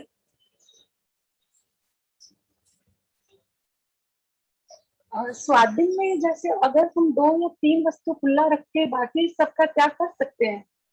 हाँ वो तो आप कभी भी कर सकते हो ना, वो तो द्रव्यों की सीमा में आ जाता है ना। आप जो द्रव्य सीमा और करते हो। हाँ अगर हम त्याग नहीं करते तो फिर सब वो खुला माना जाता है। हाँ हम नहीं त्याग कर रहे तो खुला ही माना जाता है। तो इसके लिए 14 नियम लिए जाते हैं या फिर 12 व्रत लिए जाते हैं। 12 व्रत जो है वो जीवन भर के लिए होते हैं, और 14 नियम डे टू डे होते हैं। आज कर लिया फिर वापस कल कर लेते हैं। तो आज मुझे लगता है कि मैं इतनी सब्जियां ही खाऊंगी, 10 के ऊपर नहीं खाऊंगी, तो 10 रख लो, तो 10 के ऊपर के तो आपको त्याग हो गए, 10 खुली रही। वैसे ही आपने जो मुखवास की चीजें हैं वो भी 5 खुली रखी। कितनी खाते हैं हम मुखवास की चीजें? 1-2 मुश्किल से, जब कहीं बाहर जाते हैं तब खाते हैं, होटल में जाएंगे वहां पर खाते हैं। बाकी घर में तो मुझे नहीं लगता हम लोग उठा के सौंफ खा ली खाना खाने के बाद। इवन मतलब लेडीज तो बिल्कुल नहीं खाती है, जेंट्स तो फिर भी खा लेते होंगे, पर लेडीज तो हम तो खाना खा के उठते ही वापस काम में लगना होता है, तो कहाँ वो स्वादिष्ट चीजें खाने की याद रहती है। पर जिनको आदत हो वो खाते भी हो तो आप उसका लिमिट कर सकते हो, और जिनको नहीं खाना है वो त्याग भी कर सकते हो। तो 14 नियम भी बहुत अच्छे हैं, आपके कर्मों का जो अर्जन होना है उसको और संकुचित कर देते हैं। खाने पीने की वस्तुओं से जो आपको त्याग लगने पाप लगने वाला है उससे आपको दूर कर लेते हैं। भले ही आपने 12 व्रत नहीं लिए पर आप 14 नियम तो इजीली कर ही सकते हो। तो 14 नियम लेने का संकल्प कीजिए, ज्ञान किरण में भी दिया हुआ है, आप उसको पढ़ के भी कर सकते हो, नहीं समझ में आया तो मुझसे भी पूछ सकते हो, पर करने चाहिए, सभी करे तो बहुत अच्छा है सबके लिए। हमने 12 व्रत लिए हमने, लेकिन ऐसे ध्यान ही नहीं था कि अगर स्वाधीन में त्याग नहीं करें तो उसका खुला रहता है। देखिए वो तो ऐसा है ना कि हमने त्याग किए हैं 12 व्रत में, तो हम जब त्याग करते हैं ना तब हम सब चीजों का त्याग नहीं करते। एक बार हम लोग क्या फटाफट लेना होता है 12 व्रत इस हिसाब से ले लेते हैं, पर बाद में हमारे पास किताब तो है ही है, तो हम उस किताब को पढ़ के और अपने त्याग को संकुचित कर लें, और हम कौन से त्याग ले सकते हैं देखें। क्योंकि आज हमने जो त्याग लिए हैं वो हमारी आज की क्षमता है, 2 साल के बाद हमारी क्या क्षमता होगी, 2 साल के बाद हम और कोई चीज छोड़ने को तैयार होते हैं। जैसे आप देखिए, आप जब 25 साल के होते हो तब आपको अगर कोई बोले कि तुझे खाने पीने की वस्तुएं छोड़ने, तो आप क्या बोलोगे, अरे नहीं यार मैं तो 100 चीजें रखूंगी, इतनी तो मुझे चाहिए। पर वही जब आप 30-40 साल की उम्र पहुंचते हो तो आप क्या बोलोगे, अरे 50 बहुत है, इससे ज्यादा तो मैं खाती ही नहीं। तो जब 25 साल के होते हो तो आपको 100 चीजें खाने के लिए भी आप खाते नहीं हो, पर एक रहता है नहीं नहीं मैं खा सकती हूँ, मुझे चाहिए। पर 40 के एज तक पहुंचते पहुंचते आपकी खुद की इच्छाएं कम हो जाती है कि नहीं 50 काफी है, इससे ज्यादा तो मैं खाती नहीं। वही आप 70 की उम्र में पहुंचोगे तो आप बोलेगे नहीं 15 बस है, इससे ज्यादा मुझे नहीं चाहिए। ज्यादा हैवी नहीं खा सकते हैं उस समय पे, मतलब जो ड्राई फ्रूट्स वगैरह हम पचा नहीं पाते हैं, ज्यादा गरिष्ठ भोजन नहीं पचाते, तला गला नहीं खा सकते, दांत नहीं होते किसी के, तो वो भी हमारी मजबूरियां होती है। पर वो मजबूरियों में भी हम त्याग कर लें तो हमारे उतना उतना त्याग पलता है। तो हमें हर बार अपने अपने त्याग को देखना है, उसको वापस देखो कि कहाँ पर मैं और त्याग को संकुचित कर सकती हूँ, तो उसे और संकुचित कर सकते हैं, उसकी सीमा को और हम कम कर सकते हैं। ठीक है, हम पहले अतिचार करते थे मैम, लेकिन अर्थ नहीं पता था कि उसका अर्थ क्या होता है। लेकिन आपने जो भी नया प्रतिक्रमण शुरू करवाया, हाँ अभी गुरुदेव ने जो संशोधन किया है ना वो इसी उद्देश्य से किया है कि अतिचार पढ़ के भी समझ में आ जाए लोगों को। और मैं नहीं भी बताऊंगी तो मैं आपको कितनी सारी बातें समझ में आ जाएंगी इसमें से। आप सिर्फ अतिचार लर्न कर लोगे ना तो बहुत सारी चीजें आपको समझ में आ जाएगी। अब ये 10वां व्रत तो समझाने की जरूरत ही नहीं है, ऐसे ही पढ़े कोई भी जिसको हिंदी अच्छे से समझ में आती है वो भी समझ जाएगा कि मैंने दूर से चीजें मंगवाई है, जो मैंने क्षेत्र की सीमा की थी उससे बाहर से, तो बहुत ईजी हो गए। और ये जो संशोधन हुआ है ना उसके बाद तो आपको खुद पे कितना कंट्रोल करना है आपको खुद को समझ में आएगा कि मुझे कहाँ पे मेरे दोष लग रहा है, कहाँ पे मेरे हिंसा लग रही है, तो कहाँ पे मैं खुद को बचा सकती हूँ, वो चीजें हमको समझ में आ जाती है अब तो। हाँ बहुत अच्छे से मैम सारा अर्थ सब समझा रहे हैं, बहुत अच्छे से करवा रहे हैं। कोशिश कर रही हूँ कि जितना मुझे आता है, जितना मैं समझा पाती हूँ समझा रही हूँ। आप लोगों को अच्छा लग रहा है तो बहुत अच्छी बात है, थैंक यू। हमने काफी जन को बताया कि आप भी जुड़िए, बहुत अच्छे से करवा रहे हैं और बहुत जुड़े तो बहुत लोग हैं, हमारे 2 ग्रुप बने हुए हैं, पर क्लास सिर्फ अभी देखिए आज 23 मेंबर है, क्लास नहीं अटेंड कर पा रहे, शायद टाइम की वजह से इश्यू होगा क्योंकि 4 से 5 का टाइम है। बाकी ग्रुप में बहुत लोग हैं, तो वीडियो जो भेजती हूँ ना उसके बाद तो वीडियो भी देख रहे हैं बहुत लोग, ऐसे नहीं कि नहीं देख रहे, सब लोग अपनी अपनी तरह से कोशिश कर रहे हैं। पर अब ऑनलाइन क्लास अटेंड करना सबके लिए पॉसिबल नहीं हो रहा है, तो टाइम का कुछ रहेगा, इश्यू हो सकता है। पर ठीक है, जितने भी जन जुड़ रहे हैं वो भी सीख रहे हैं, और जो वीडियो बन रहा है उसके बाद भी लोग देख के सीख रहे हैं, वो भी बहुत अच्छी बात है। हमें तो बस यही करना है, बस ज्ञान फैलाना है, जितना फैले, जितना लोग अपने पाप कर्म करने से बचें, अशुभ प्रवृत्ति से बचें, समझ के प्रतिक्रमण का सही अर्थ समझे और प्रतिक्रमण भावों से करे, तो वो हमें देखना है। ठीक है, चलिए तो आज की क्लास हम यहीं पे संपन्न करते हैं। स्नेहा जी आपका कुछ डाउट है वापस? दिशाओं के नाम चाहिए था। इसका आपने 10 दिशाएं बताया था ना दिग्व्रत में? 10 दिशाएं, ओके। 4 दिशाएं तो आपको पता ही है, साउथ, ईस्ट, वेस्ट, नॉर्थ। हाँ, हिंदी में बताऊं कि इंग्लिश में बताऊं आपको दिशाएं? हिंदी में बता दीजिए। हाँ तो लिखिए, पूर्व पश्चिम जी, उत्तर दक्षिण जी, फिर ईशान, ईशान्य, ईशान्य यानी लिखिए नॉर्थ ईस्ट। ईशान्य नॉर्थ ईस्ट। हाँ, फिर आग्नेय, अग्नेय। आग्नेय, आ होता है आग्नेय, साउथ ईस्ट। नैऋत्य, ओके। नैऋत्य वो है नैऋत्य या रुद्य? नैऋत्य, री ऋषि वाला री लिखिए, नई ऋषि वाला री और हाफ त और य, नैऋत्य। ओके। वो उसको ब्रैकेट में लिखिए north west. North west, sorry south west, Okay. South west, north west नहीं। साउथ नैऋत्य यानी वेस्ट। साउथ वेस्ट है, और वायव्य यानी नॉर्थ वेस्ट। ये हो गई 8 दिशाएं। तो 4 जो है वो मेन दिशाएं और ये 4 सब दिशाएं हैं, यानी दोनों मेन दिशाओं के बीच वाली दिशाएं हैं। और 9वीं हाँ, दिशा है 8 ऊर्ध्व और अधो। ऊर्ध्व यानी हमारे सिर के ऊपर की जो भी है वो सब ऊर्ध्व दिशा चली जाती है, पैर से नीचे जो भी होता है वो सब अधो दिशाओं में चले जाते हैं। ओके। ठीक है, जहां हम खड़े हैं पृथ्वी से नीचे अगर जा रहे हैं जहां पर भी, वो अधो दिशा में आता है। और हमारे सिर के ऊपर जो भी आकाश है वहां पर हम जा रहे हैं तो वो ऊर्ध्व दिशा में आ जाता है। ओके जी, ठीक है, धन्यवाद। तो आज की क्लास हम यहीं पे संपन्न करते हैं। मंगल पाठ सुन लें, सबके हाथ आनंद केंद्र पर जुड़े रहें, अपने आप को मंगलमय अनुभव करते हुए और अपना और सभी का मंगल चाहते हुए मंगल पाठ श्रवण करते हैं। चत्तारि मंगलम अरहंता मंगलम सिद्धा मंगलम साहू मंगलम केवली पन्नतो धम्मो मंगलम। चत्तारि लोगुत्तमा अरहंता लोगुत्तमा सिद्धा लोगुत्तमा साहू लोगुत्तमा केवली पन्नतो धम्मो लोगुत्तमो। चत्तारि शरणं पवज्जामि अरहन्ते शरणं पवज्जामि सिद्धे शरणं पवज्जामि साहू शरणं पवज्जामि केवली पन्नतम धम्मम शरणं पवज्जामि। ओम अरहम